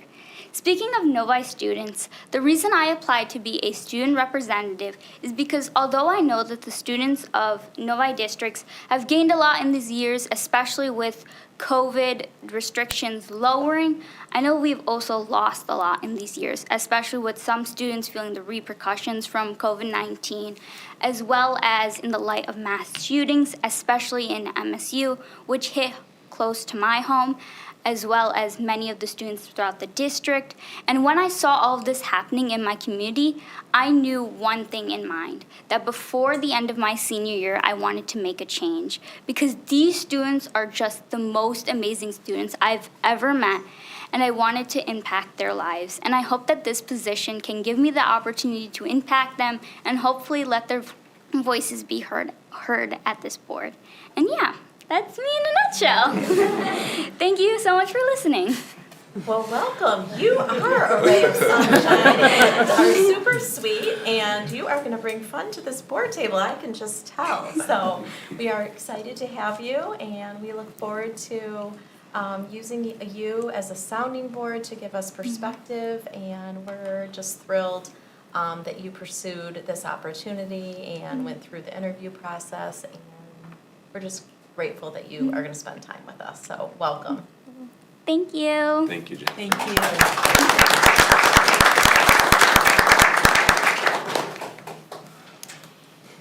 Well, I'm not that fun, but we're gonna continue on 2023-24 Oakland Schools budget. Mr. We Micah. probably should have put that first. So Oakland Schools has a budget resolution that needs to be adopted every May. So you will see that this budget has to be presented before May 1st, and so Oakland Schools does provide that information. It's there for your review tonight. This is obviously not my budget, I don't work on it, it's not Devin's budget, but at the end of the day, it is a requirement by law that the local school districts approve the county ISD or schools, Oakland Schools budget. So it's there for your consideration at next month's meeting, and if you have questions specifically to their budget, I will be happy to get those answered for you in the coming weeks. So no opportunity for questions because Mr. Michael will get you the answers in the coming weeks. So just send him an email. You can ask a question, I can take it down now, Yeah, that's totally fine, if you that wanna is discuss fine. it at all, it's Yeah, totally so up to you. a quick one for take. Could you point out to the board which parts of their budget actually affect Novi School District in the sense that we take advantage of different offerings? Because they have quite a bit going on. So Yeah. if you could kind of highlight, these are the services they offer that we actually partake in, then that would help. Yeah, I can do that, and I appreciate that ask. I will say, the Oakland Technical Centers is a program that Oakland schools directly run that a number of our students directly benefit from. And that's a very important piece to how they support us. They support us in a number of different ways as well. We purchase our, for example, technology services and technology, or our internet and fiber and those types of pieces. So a lot of technology services. And something I'm not really ready to get into in detail tonight, but we are going to be partnering as one of 6 school districts in Oakland County on a mental health grant that the Oakland Schools is writing, and I'm excited about that, so I'll be talking about that in the future. But I will look at getting some information specifically about how that impacts us. Thank you. Thank you. Alrighty, we are going to move on to the Novi Community School District new hiring process explanation, and let me just turn it right over to Dr. Carino. I will say a couple things. Okay. And I'll first say that last night, Dr. Carino and Devin and I were on the phone at midnight, and then I was getting emails from both of them at 2 a.m. The team that we have here is working tirelessly. I know our teachers work super hard, I know our support staff work super hard, but we have a really hardworking team of administrators here, and I'm really proud of what they're putting out. And so I asked Dr. Carino, shortly after she started, I said, we really need to have a bona fide process that's transparent, that helps us with some of our goals about recruiting diverse talent, retaining our talent, all of those things. And but one of the immediate things was, how do we have a process that everybody can believe in, and that's going to really yield us high quality candidates? And so she is here to share the high level overview of a new hiring process that we're launching. And again, I've talked about HumanX in the past, and that HumanX has served a purpose, but it tends to not necessarily yield the results that we're looking for. It's extremely costly and it's extremely time consuming. And so I'm excited for Dr. Carino to share an update with you about our process for hiring. Thank you. I am very proud of the work that we did, but I certainly did not do this alone. So I really want to recognize our hiring committee.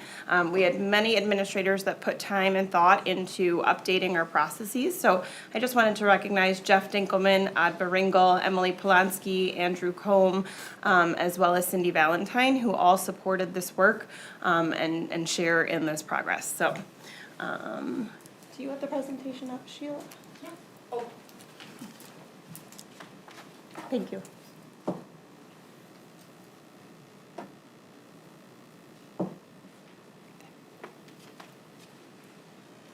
All right, so as Mr. Menka shared, we wanted to update our processes and practices and procedures to be able to make it efficient for our administrators and also be able to get the best talent, because what is most important to us is hiring fantastic candidates that are going to be here for a long term to support our students. So expanding our recruitment efforts was our first step in this process. And so we have a great participation at local job fairs. And so I think that I've shared in the past that we've attended Michigan State as well as University of Michigan. In fact, Jeff Dinkelman, our Director of Employee Relations, was at the Novi Career Expo today and met with multiple candidates who could be prospective Novi hires. So really making sure that we maintain our connections at our local job fairs to be able to get our name out to the community and meet with as many potential candidates as possible.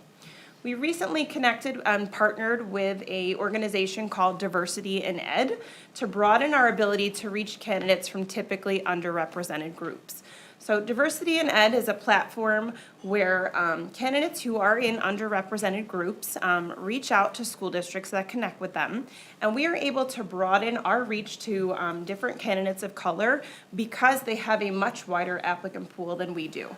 So by posting a job on our Novi website and connecting with them, they pull all of our job postings and it goes on their job board, which reaches tens of thousands of candidates of color across the country. So not only are we reaching out to candidates that are local to us, but we are reaching out to candidates who may potentially want to come to Michigan, and we would not have had access to those candidates without having this applicant pool.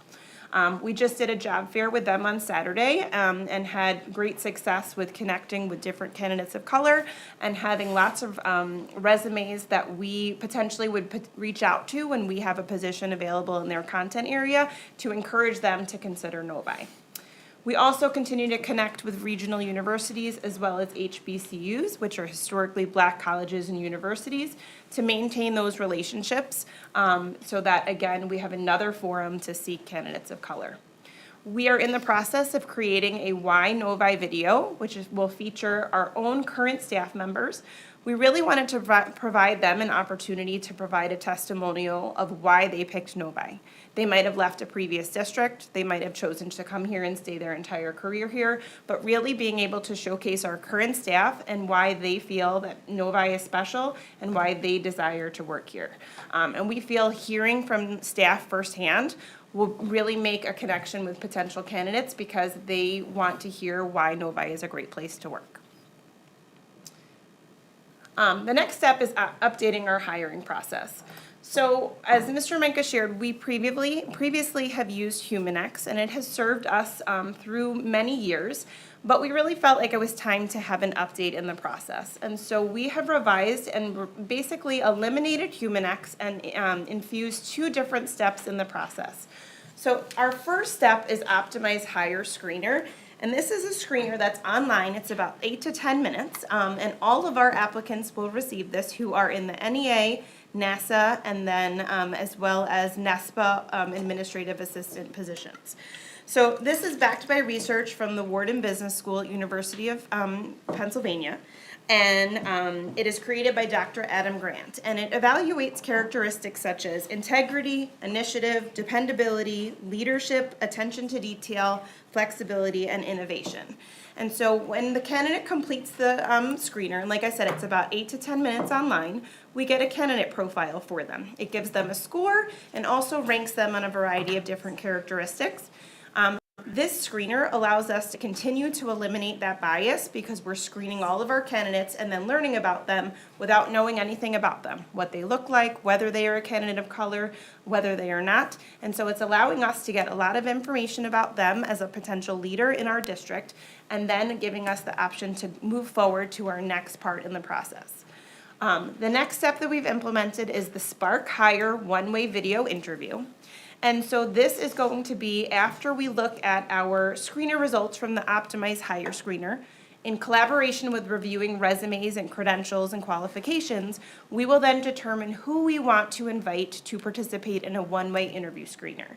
And so we have 3 predetermined questions that the candidates are invited to respond to by video. This process takes about 6 to 7 minutes for them. They get approximately 2 minutes per question. And just for comparative purposes, a previous HumanX screener for one candidate took anywhere from about 45 to 60 minutes. So you can see that if we wanted to screen 10 candidates, it would take quite a lot of time. For example, the Spark Hire Screener is much faster for us to watch, and we have developed a rubric for our administrators to use so that we have listen-fors that when we hear and what they have to say during the screener, we have a way to rate them comparatively among each other. We are able to extend our applicant pools a lot because it takes so much less time. So instead of being only able to see, basically interview and screen maybe 6 to 7 candidates in a certain amount of time, we would be able to do so many more. So I'll give you an example. We have the elementary principal posting currently up, and we'll be interviewing for that next week. If I wanted to bring 9 people to a panel interview, I would really only be able to screen probably no more than 13 or 14, because it would take close to like 10 to 14 hours to screen just those candidates.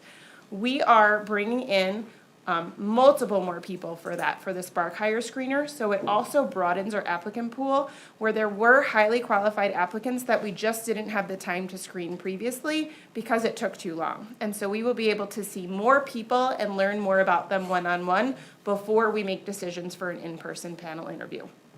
We then are planning for the in-person panel interviews and talked with our administrators this week about having a common experience for our positions and our candidates. So each building sort of did interviews in a different way. None of them did it better or worse than another, but it just wasn't a comparative experience. So for example, in one building, if a teacher candidate came in for an interview, they might have been asked to teach a demo lesson. In another building, that might not have happened. Some buildings might have asked a candidate to do a writings prompt. Other buildings may not have. So we have kind of standardized what our interview experience will be, included the fact that everyone for an NEA position will complete a writing prompt, as well as provide a demo lesson for that interview committee. The next part of our process was revising our hiring documentation. So we streamlined our forms through revisions and removal of redundant components. So we had a variety of forms that were required in our recommendation to hire packet, but a lot of them asked the same information in a slightly different way on a different form. And so to recommend a candidate for hire, our administrators were taking quite a lot of time to complete the documentation. And when I did some digging of what did we do with the documentation, there wasn't really a great answer of why we were asking for some of the documentation that we were. And so in order to make sure that we were maximizing our administrators' time, we revised and updated our forms. We still are updating everything so that we have all the required materials that we need, but it's not redundant for our staff to be able to have to spend time completing. We also updated our reference check process for efficiency. It's very difficult to get different references to actually call us back. And so everyone has very busy lives. And so when we call for a reference check, it's often, one of the last things that people get to in a day, or it might take a few days for someone to respond back to us. And it's a delay in the process because we're waiting for the reference checks to come through. We've updated our forms for efficiency so that we can have an actual online fillable form that we can email to our references and have them be able to respond back to us at their leisure, which we have found that when speaking with other districts that do this, get responses much quicker. So it won't delay our process in trying to get a candidate that might be snapped up by another district in the time frame that we're trying to hire them. So the anticipated benefits of our updates are to diversify our applicant pools. So we're making very intentional efforts in broadening our applicant pool and our reach of posting and advertising, like I said, our positions. Diversity in Ed has that written publication in addition to connecting with our job boards, and that publication goes out to 450 different colleges and universities across the country, and so it will put Novi out there for people who would have never seen us before. Continue to remove bias through the initial online screener, expanding the candidate consideration through Spark Hire as compared to HumanX. Like I said, increasing that number of the one-on-one candidates that we get to have a connection with through the video. Establish common candidate interview experiences and allowing our administrators an opportunity to save time on documentation while maintaining required records. So really making sure that this is an efficient but effective process. So, thank you. No, thank you. Thank you. You're welcome. Does anybody have any questions? Obviously, we might have a few congratulatory comments, but Mr. Mishner? Yes, so great presentation. my takeaways are expand, you're trying to get more reach, optimize, you're trying to get a larger size of pool, and the revised documents just speed the process along. My questions have to do with, have you thought about how you're going to, in a year's time or now, what data you're gonna collect to see if you've met your goals for this revision? For example, like, do you have a way of knowing if applicants did come through the diversity in ed partnership? That was one question I thought of. Another one is, are you keeping track of the size of the pools you're getting now versus what you did before, so that we'll have real data to see if we're successful? And then the last one, do you know like how much faster you're able to turn through this process now with your revised documents? Those are 3 data points I was thinking, if you're not tracking that, that'd be very interesting. Sure. So we will definitely be tracking of how our applicants find us. So that would be conversations as we begin to hire them of how they found us, because it would be really effective data, like you said, to know, is it coming through Diversity in Ed, or is it coming through, our website when we had the video and that they said, I saw your video and that was really of interest to me. And so kind of that, entrance interview, my secretary meets with all of our candidates to do our hiring paperwork, and that is part of our conversation to find out how they came to choose Novi. The second question about, if we have been successful about increasing diversity, is that what your question was? The general size of the pool, I'd assume Sure. that the diversity will increase with the number of applicants, but. I don't technically have all of the comparative data prior to my arrival, so it's hard for me to go backwards to necessarily find that, because that wasn't something that was necessarily kept. But I can already tell just through our principal interviews, we had over 80 candidates for this year. I will tell you that was more than the summer, and definitely more than when we posted for the Deerfield principal position last year. And so I can tell that that number is a lot higher than what we had years in the past. And we'll be posting in elementary generic positions, not with the buildings necessarily determined yet, but we know that we will need some elementary positions. So we'll be able to compare kind of the size, because I was part of the team that reviewed applications last year for general elementary positions. So I kind of have an idea of ballpark where we were last year, but we will definitely be tracking that, because we will be, part of our documentation is how many applicants did you have, how many applicants did you screen for the first round, how many did you bring in for the video screener. We'll also be then utilizing to see, how effective was the video screener, because it takes such less time, we're able to see a lot more candidates and just get a lot more information about that. So the video started coming in tonight for our elementary principal postings, and I started watching this afternoon, and it's very exciting to begin to meet some of our candidates in that format. And I think that was all your questions? Oh, I'm just curious, are the new revised documents actually increasing the speed? So we actually just rolled it out to our administrators on Tuesday, so no one has actually filled them out yet, so I will definitely let you know, but they were incredibly excited at some of the changes, because like I said, when they had to previously fill out the packet, it was very, very time consuming to be able to do so, so quite a few of them were very appreciative of the changes. All right, excellent. Thank you. Mr. Mena? I'm impressed. I just, as you were doing this presentation, I recall sitting at this table maybe 9 years ago. And we would have Taking a the words away conversation from about. me. what's that? You're taking words away from me here too, so. Yeah, I just remember whenever we had questions about the hiring process, somebody would literally point at this white binder that they had that had about this much paper, and they said, see, we have a hiring process that's great, it's right in here, but we never knew what the heck was in there, we never knew what was happening. And it's just a relief to see that, as a board, we get a little bit of insight as to what's happening, which is new to us. Great. Hopefully I didn't take much away from you, but you were around the same time too, but. Yeah, I totally agree. It was, we pushed hard for a robust hiring process, but never really got, I think what we were looking for. And this approaches it much, by far, not only increasing the pool that we're searching from, but allowing you to review candidates, a lot more candidates, because I think at the time we were seeing almost 700 applicants for an elementary school teacher, and to go through those and weed them out is very difficult. Yeah. And a lot of wheat was thrown out with the chaff at that time, so. Yeah, and also we updated, so the forms that you received for our professional, positions that are in the board packet, we've also created a non-certified, form, and so positions such as NTA, NESPA, or, maintenance will also now go in there, so you will learn a little bit more deeper information about each of those candidates too. Thank you. You're welcome.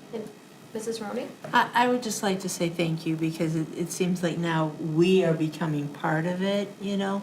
Before it was just, here you go.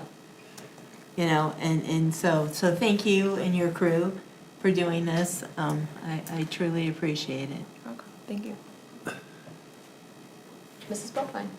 So this all looks great, and I'm very excited to see your focus on diversifying our applicant pool. I know that right now, the market for educators in general is competitive. So focusing on this right now, I think is kind of a heavy lift, and I'm really excited that you are taking that on, so thank you. I think that will benefit all of our students. And then I also just wanted to, and this kind of was, it's related, bouncing around my head last night, as, like, we all know, last year we lost quite a few teachers, and some this year as well, and I'm wondering, as the contract negotiations wrap up and things are updated, did you have plans to reach out to anyone that we lost to see if we maybe could talk them into coming back? 'Cause I know we had some beloved people that weren't with us here anymore. Yes, so I think, we'll obviously give you some more details in closed session about our negotiations, but we have made a great deal of progress and we're very happy, with how the negotiations have been going. So I think, we will be in a great spot to be attractive, to candidates that may have left, for financial purposes, for different reasons. And so we hope to not only retain our current staff, but to be attractive to people who may have left, who are great candidates, or new people that are coming in that may not have considered Novi before. Okay, so that's something you guys are gonna look at a little bit and see if, okay, wonderful, because I know a lot of kids that are like, oh, my favorite's not here anymore, so it'd be great if we could get some of those great people back, so thank you, appreciate all your work. Thanks. Thank you. Okay, if there's any other questions, This, Yeah. just so I know, this Yes, doesn't please. come back for action, right? This is, that's right. Yeah, but we'll keep you updated as processes change. thank you very much. Okay, we are gonna move on to, one more, information and discussion item, Novi Community School District Curriculum Implementation Review. Appreciate Mr. Jeremini. He's feeling sad over there that I didn't give him some props, and he's worked really hard as well. And so, I don't want to leave him out, but, Mr. Grimaldi. yeah, no, I won't call him Mr. Grimaldi, but Mr. Jeremini is going to present an update on kind of our level of curriculum approval and kind of who owns the different parts of the process. Well, thank you, Mr. Micah. Mr. Grimaldi was unavailable, so I will stand in, if you all don't mind. So continuing the theme of clarifying and streamlining, just like Dr. Carino talked about, we really thought it was important to establish some clarity as to what levels of our organization are responsible for approving what kinds of curriculum and resources. What we know is that the Board of Education on a large-scale level is responsible for identifying what is to be taught to all students in Novi Community School District. And as we move up the pyramid and we look at administration and we look at professional learning communities, classrooms, and teachers, we get closer to thinking about how it's taught. And so that's just sort of this give and take. It's very important that these things are aligned, so it's not that they're just all separate decisions, but that they are aligned. So on the fundamental level, the Board of Education really is responsible for approving courses, as we did in, I think it was March.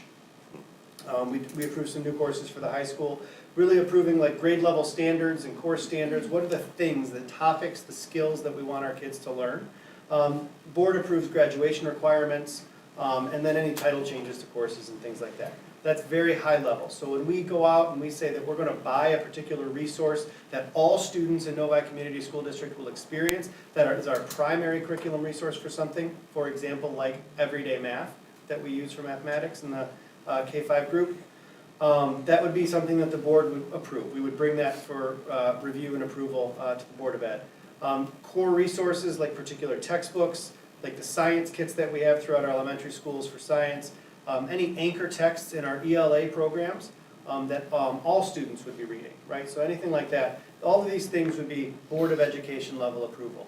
As we move up and we start to move toward thinking about how things are taught, so connecting what's to be taught with how it's taught, district and building administration will work with teachers to develop scopes and sequences. So really thinking about the sequence of things, the order of things, how deep are we going into learning particular standards, and that's where you hear us talk about this Atlas product. So Atlas online is a house, it's a warehouse for all of our curriculum. The idea is that we have a place as practitioners that we can access so that we can stay current on what it is we're supposed to be teaching, what resources we have, the scope and sequence, all of those things. But then there's also a parent-facing side that provides some transparency as to what it is that kids are learning in the classroom. We have the opportunity moving forward to update Atlas significantly, but it is a good tool for that purpose. You've heard me talk before about understanding by design. It's a big project for the curriculum department. It's really thinking about designing units in a way that is more engaging and meaningful for students. Really thinking about what is it that they are to know, understand, and transfer, making these things more engaging and more meaningful. And so that UBD process is something that's facilitated with our teachers, with our staff, by administrators. So we're really sort of giving the checkoff on those units. Any supplemental resources, so things that are used for Tier 2 or Tier 3 supports you've heard us talk about, particular special education supplemental resources, all of those kinds of things would be approved at this level as well. And then finally, any targeted diagnostic assessments that we would use. So assessments to pinpoint additional information about what students might be struggling with or what students' particular strengths are. Those assessments we would approve at this level. Larger scale assessments that you see like iReady and other assessment tools like that, those are approved at the board level. And then finally, getting to what I think is the most important spot is the classroom. Our teachers really have a lot of creative license and autonomy in making decisions that are best for the kids right in front of them. So what we don't believe in is that curriculum is meant to be lockstep, day by day, every single day. So if Dr. Carino and I are both teachers of the same subject, say at the high school, it doesn't mean that we're on the exact same lesson in the exact same moment in the exact same way on the exact same day. That's not teaching to the kids in front of you, that's teaching out of a book. And so what we want our teachers to be able to do is identify those resources that will enhance the lesson. Identify those resources that will help them reach a particular student or group of students who need additional supports. And so that's what they're going to be looking at. So anything that's an enhancement activity or a resource really targeted to specific needs, and then any enrichment media or methods that might be helpful to particular students. Now again, all of these things from the top of this pyramid down to the bottom, it's about alignment. So those tools and resources that they choose to use have to be aligned to the ideas that we've approved at the board level and the scope and sequence and units of study that we've established at the administrative level. And so really the idea here is just, again, like the DEI definitions, like the process that Dr. Carino presented, to just provide clarity to this, to say this is what it is that we've talked about, or this is how it is that we do things, and we want everybody to understand that. And that will help us move forward as we develop curriculum review cycles, as we revise our curriculum processes, moving for our course adoption processes. All of those things will be under review and revision once Mr. Combe gets fully started in his new role. So I think this comes to you again, or no? I'm not sure. I apologize, I didn't double check. I just think it's more of a clarifying opportunity. Any questions? Do you have any questions for Mr. Chairman? Mr. Commissioner? Yeah, so what timescale are you talking about for going through the review process? So this was like a kind of high-level overview for us. When do you, I assume you're kind of starting now, when do you think you're kind of gonna finish your first review and revision?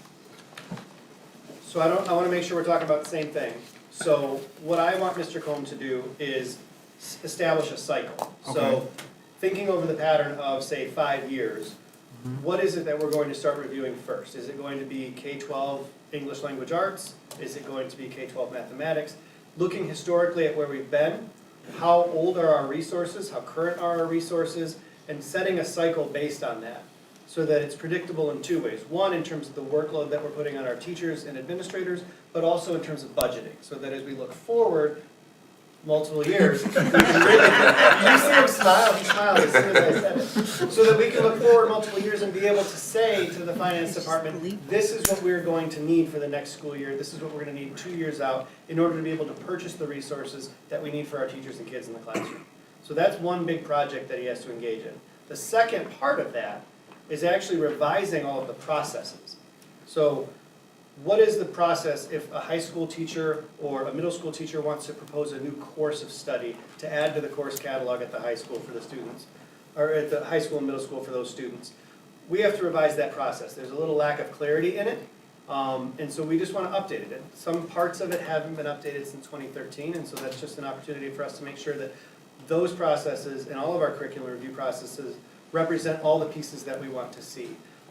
That we make sure that students are represented in the resources that we acquire and that we use. That we make sure that the teaching methodologies that are supported by the materials are actually responsive culturally and sustaining culturally for all of our students. So those things need to be put into the process, and that's the next part of what he's going to do. So in all of that, there is no actual, this particular curriculum area is being reviewed and revised because we want to get that process first. We are examining K-5 literacy right now. That's something that we started really in force on April 5th, where we gathered a lot of leaders to begin that work, to really think about what it is that we believe when it comes to literacy instruction in Novi Community School District. And that's going to take us through the next year and a half in terms of establishing those philosophies, providing teacher professional development, piloting resources, and then recommending for eventual approval for hopeful implementation in fall of '24. So, thank you for the clarification. My follow-on is, so the cycle and schedule project that you mentioned that Mr. Combe is working on, when do you think, that's very interesting, when do you think that would, again, that would come to the board for information? What kind of timeframe? Like this year, My hope would be the fall. Fall? My hope would be the fall. I'm just going to acknowledge again that he actually hasn't started his new role because he's Understood. finishing up responsibilities at the high school. So I'm super sensitive to this new team and their existing responsibilities as they transition. Thank you. Mr. Mena? Thank you for the presentation. You're not going to be surprised when I tell you this, but nothing has eroded trust between administration and this board over the past, I don't know how many years, than curriculum. And I say that because I always felt that there was a lack of transparency and a lot of backdooring of the board. So I hope that's going to change. I trust that it will. And also you mentioned Atlas Rubicon. I remember when we first got the presentation here, thought it was a great tool. But I found as years went by and I go into some of the courses because I wanted to know, what's being taught, that it was dated, it wasn't updated, some of the information was missing in I don't know what percentage of classes. Is my evaluation correct there, and is your goal to start filling in those areas that are needing to be filled in? You are correct in many ways. There are a lot of courses that are not updated. A lot of particular subject areas or grade levels that haven't been updated in some time. There are others that have been updated through the different process. So our content area leaders, for example, at the 3rd grade level, worked with a team of teachers this summer and made some updates to Atlas. So that should be reflected there, but there are other areas that are not. I will also say that this UBD work that I keep referring to, the Understanding by Design, that we've been doing with the secondary group largely, they are developing unit designs, units of study that will be updated in Atlas. Some of them have been. A big step that we took this year, and actually Kathleen helped lead this, was to update Atlas so that the template for the units in Atlas actually matched what it is that we wanted to see. There was a mismatch between those things. So UBD has a particular design for how we think about and design lessons. But what was in Atlas didn't quite fit, and so we were sort of like forcing it, and it made it very confusing and cumbersome for our staff. So we've got that to match now, working with Oakland Schools to get that updated. So that's going to be that is the project over the next many years. And then we keep it updated. Thank you. Job secured. Do we have any other specific questions? Certainly, if there's anything that comes up, you can send it to Mr. Chiarini, but if you have a burning question, thank you. Thanks. No? Okay.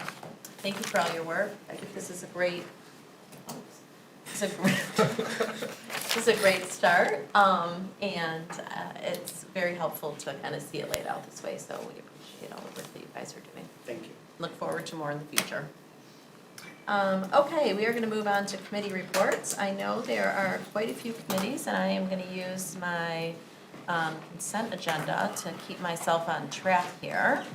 Our nice Nancy. I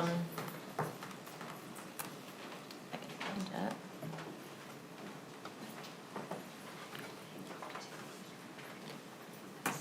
Okay, there it is. So I will start as the Governance and Policy Committee Chair. We have met several times, and I'm just going to give kind of a high-level overview. We are looking at policies and policy review. We started out with the 1000s and the conversation about how the policy implementation process was going to go. There were several policy implementation meetings that were being made available to us by Troon. They were 5-hour meetings that we could attend if we wanted to, if we had specific questions. So we made it through the 1000s.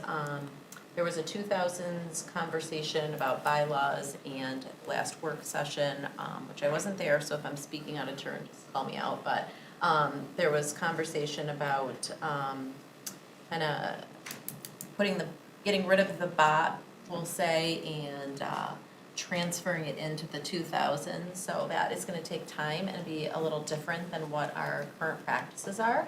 We made it through most of the 3000s, and just for reference, I think there's 7,000? 5. Only 5?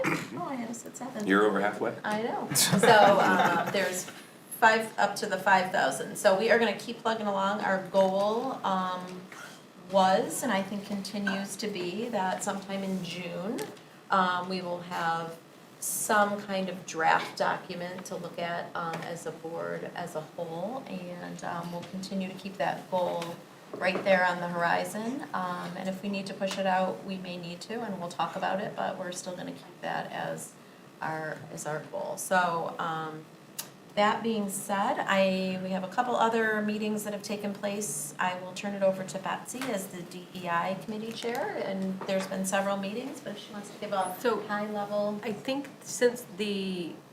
I think we approved minutes tonight for one that I already gave. From at last time? Yes. Okay. But I would be happy to provide one for the meeting we just had today. That'd be great. And then I believe Mr. Cook is going to summarize the joint committee, so. Okay. Sure. Okay, actually, why don't you go first, because that one was first chronologically, and then I'll hit this one. It's been a while, so they've all kind of Sure. run together, but We'll tag team if necessary. we'll hit the joint DEI curriculum committee first, and then I'll jump into curriculum, because we also had one or two of those recently. Okay, so. that sounds great. The joint DEI committee and curriculum committee meeting was primarily to look at the gap and get a definition of the gap. And we kind of nailed that down. We also looked at what measures we were using to determine what it is and if we were going to make any progress on it. The other thing we looked at during that meeting was what historically the district has been doing to try to address that gap. And what the new administration would be looking at also in the future to help us a little bit with that. And all of these, which would eventually be reviewed for their effectiveness and, either tweaked or abandoned or, changed in order to hopefully address the gap that we were talking about. But that was primarily the joint committee meeting. Curriculum committee that I don't know if we've met once or twice since the last time the board met, but we went over the pyramid and the last couple times. We also pulled in, the last meeting we had, we started talking a little bit and introducing the AI in what it's going to mean to some of our curriculum and likes of that. Just a brief introduction to it, because not everybody is aware of what's going on out there. And it's going to change education here pretty quickly. The other thing that Mr. Jeremy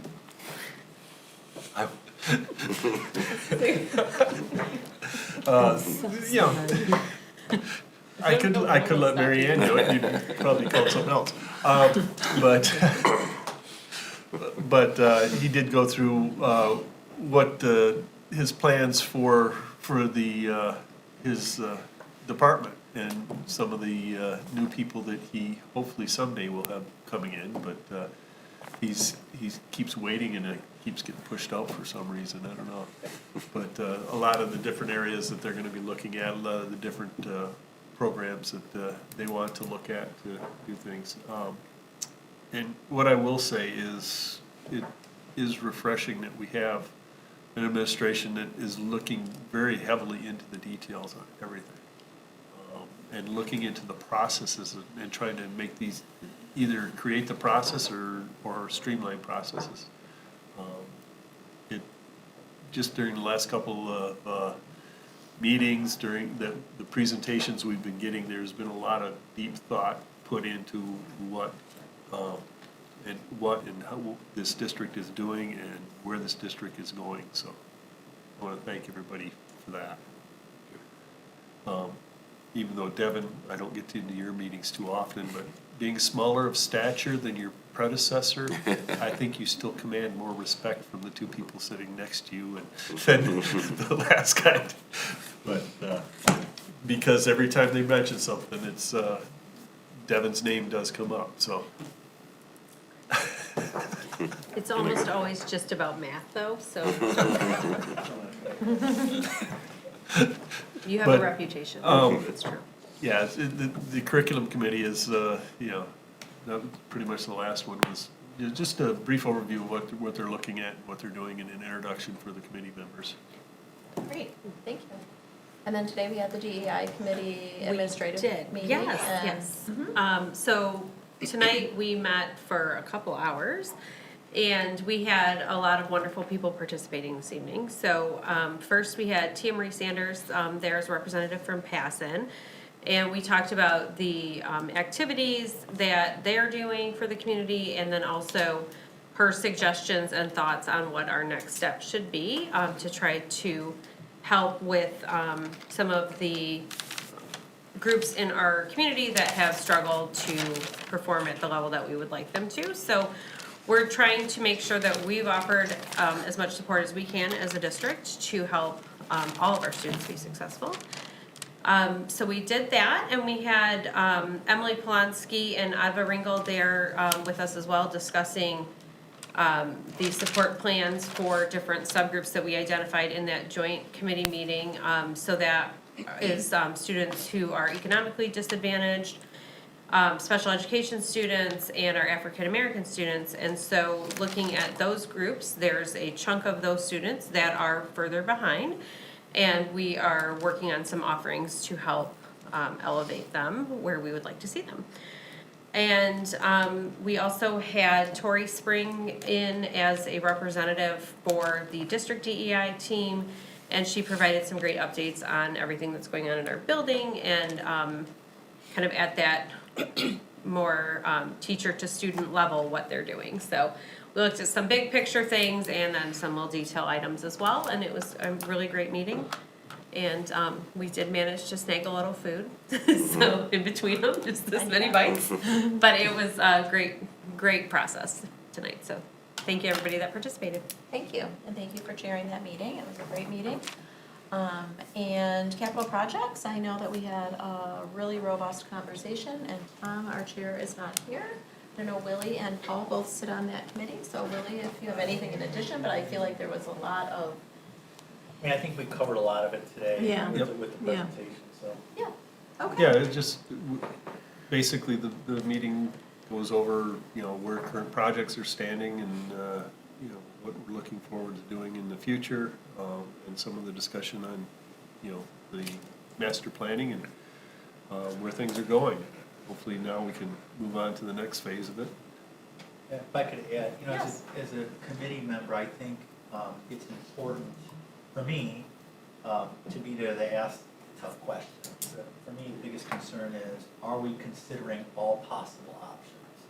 for example, I know, like, there's all these committees that meet behind the scenes that we're not part of as part of capital projects, where they're really moving chess pieces around to try to figure out where things are going to fit. So, I think the value add that we bring as a committee is to make sure we ask the tough questions, to make sure that the folks who are making the sausage, as I hear them say, are really considering all possible options. And I feel pretty comfortable that, actually, I was kind of surprised with ultimately what we came up with. But I was very happy with the process, and we asked, did you consider this, or did you consider that? We always got an answer, we had a clear answer, and that was great. That's why I feel comfortable personally with the plan that's being moved forward as we go. Great. Mary Ann? Just one thing I have to say, I did attend the committee meeting of the whole, and I really thoroughly enjoy those because, I don't sit on DEI, I don't sit on other, but being able to be at that, that committee meeting, I learned so much that I never would have known. So I really like those, Ben. All right, So, here we go. Yeah, I do think it's a great structure, because it gives everybody an opportunity to potentially, if time allows and all of those things, to attend maybe a committee meeting that they wouldn't normally be able to be a part of, and to kind of get big picture overviews, and maybe make a suggestion for next year to be on a committee that they never thought that they would enjoy. So, yeah, I think it's great. Okay, we are going to move on to the superintendent's report. but can I? Yeah, yes. I had an an Oakland County School Board Association Governance Committee. Yeah, do you want to talk about that now, or wait till Board of Communications? I can wait till the Board of Communications, that's fine. Is that okay? Yeah, we'll let Ben go. We're going to keep him at Yeah. a tiny little bit. Go ahead. I'm gonna go fast. I Uh-huh. will say I had the opportunity to be a substitute in Mrs. Fox's class, and that was awesome. Getting a chance to just work with the kids and see what they do every day, it brings me back, and it was a lot of fun. So it was the NEF, substitute superintendent day, which was cool.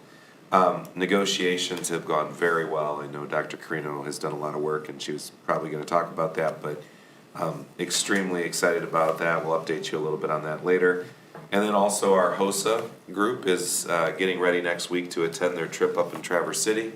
And that is 300 to 400 kids that are heading out to do that competition. So basically, they're gonna take up almost the whole hotel. So pretty excited to hear how they do in that competition, as they do well every year. And that'll be it for me.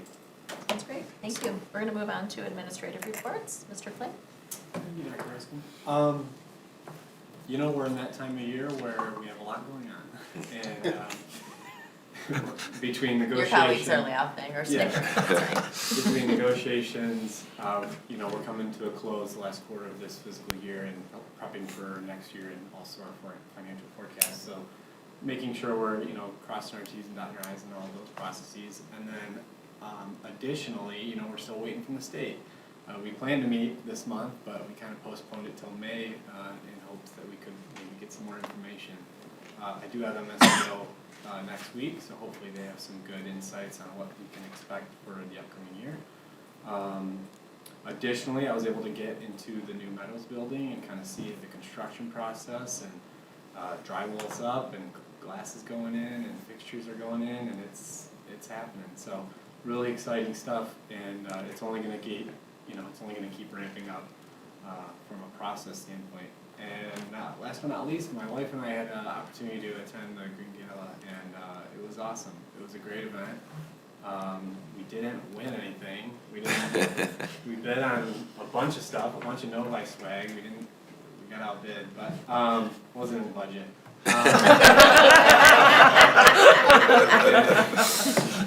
But it was such a cool event. Maybe a lot of you guys are from Novi, and maybe you're numb to that, but that's a rare event in Michigan, and it's a cool partnership that we have. So. Awesome. Dr. Carino. Thank you. This week, it's hard to believe that it was just this week because it feels like a long time ago, but we were able to recognize our Outstanding Support Person of the Year, Michelle Single at Deerfield. She is a paraprofessional, so we surprised her on Monday with her presentation check, and she was absolutely touched. She actually thought there was an emergency, so she came running down the hallway, and we surprised her, and it just really was a testament to how she supports the students at Deerfield, and so congratulations to her. We will invite her to the May board meeting so that we can publicly recognize her and give her her due. Because she works very hard day in and day out with our kids at Deerfield.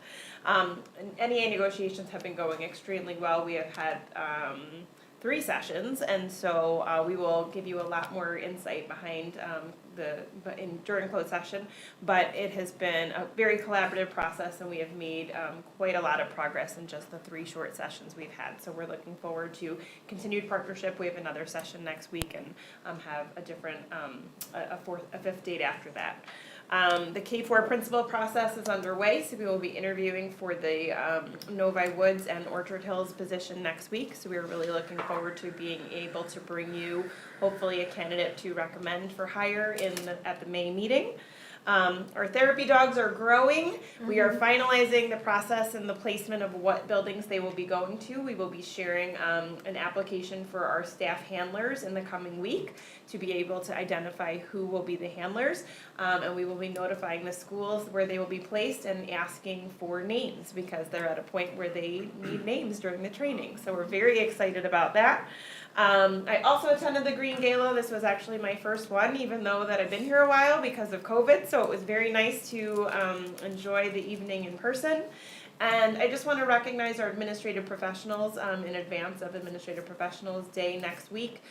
They are really just so top-notch here. They are the front faces of our buildings, keep us organized, and do so much work behind the scenes and don't get enough credit. So thank you to all of them.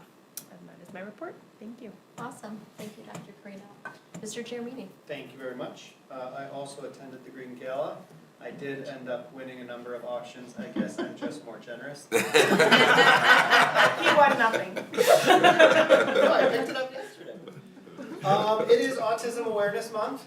Great opportunity for us to recognize and raise awareness about the wonderful uniqueness of people with autism. I know that our special education department organized a nice week of recognition and awareness building, almost like a spirit week, like we do for things at homecoming. So that was fantastic.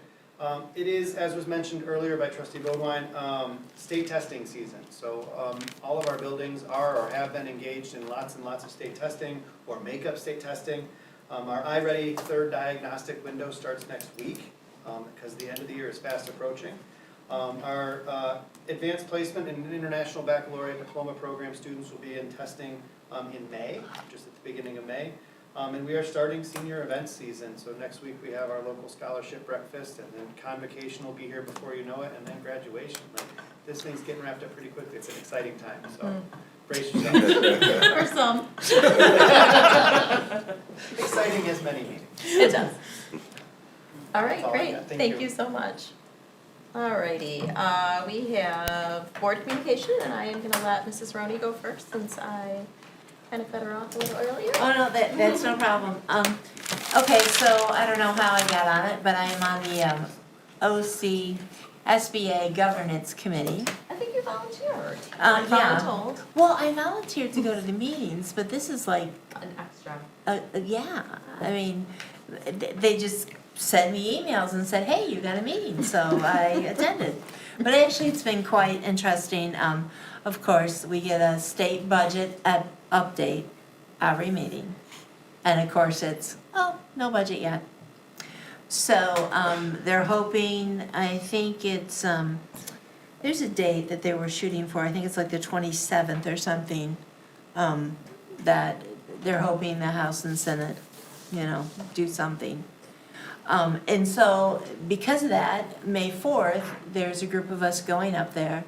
We're gonna have a little thing in the morning, and then in the afternoon, we're supposed to meet with our representatives. So there are spots open if anybody wants to go. Ben, you can go, Devin, Laura, Mr. Jeremy.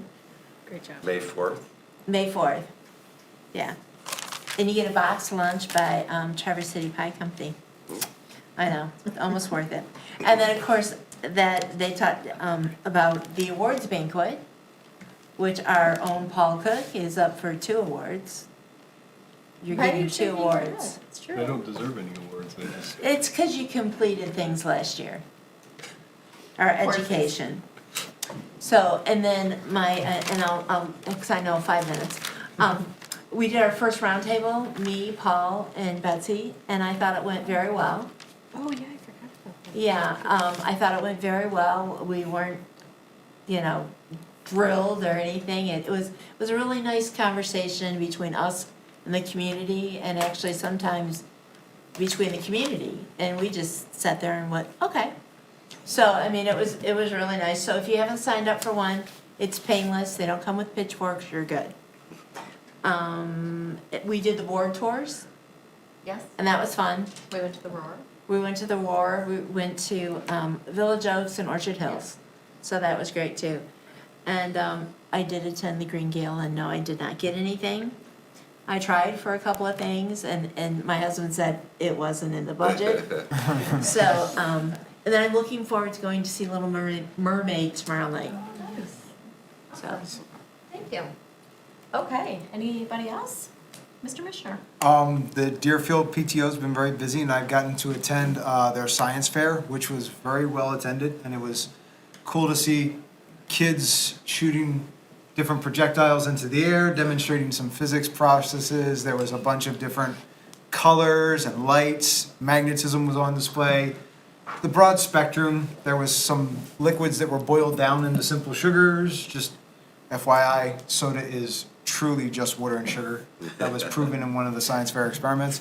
And also got to, speaking of senior events, the Deerfield senior events are going on for 4th grade right now. So they've now done their second of a series of 4. So they went to launch right over here in Novi and got to expend a lot of energy. I know that was great for myself and a lot of other parents because our children slept very well that night, went to bed early. So, but they had a blast, and it was really cool just to see the class spending time together as, the last couple activities before they go to the larger meadows and get integrated with all of our Novi students. So it was a really cool, very positive event. Great. Congratulations. Thanks. It's exciting times. Mr. Cook, do you have anything? I always do. Okay, well, let's do it. No, Mr. Giamini mentioned it's Autism Acceptance Month, and the Special Education Department is really taking that to heart, and really does really does a great job getting the rest of the student body to participate and celebrate it.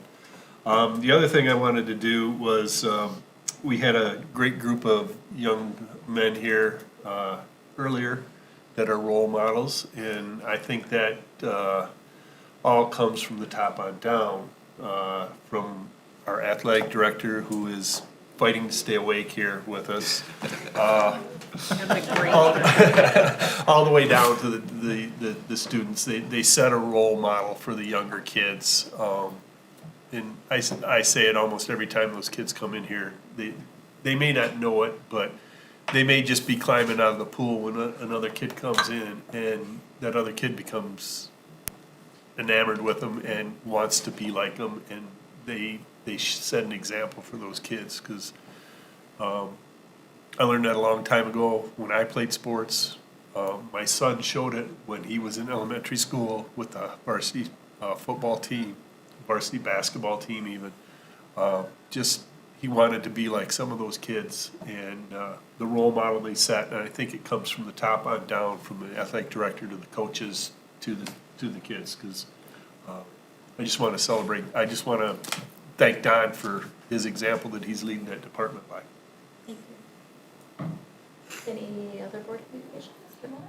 You know what, I wasn't gonna say anything tonight, but since Mr. Wachowski had blessed us with his presence all night long, when our previous athletic director was here, Brian Gordon, he was winning all sorts of awards. I think you remember him coming up here. So I remember when we were going through we as us, but I mean, as a district looking for a replacement, you know, a lot of us worried, how do you fill Big those shoes. shoes? And I could tell you right now, and Mr. Wachowski works hard, man.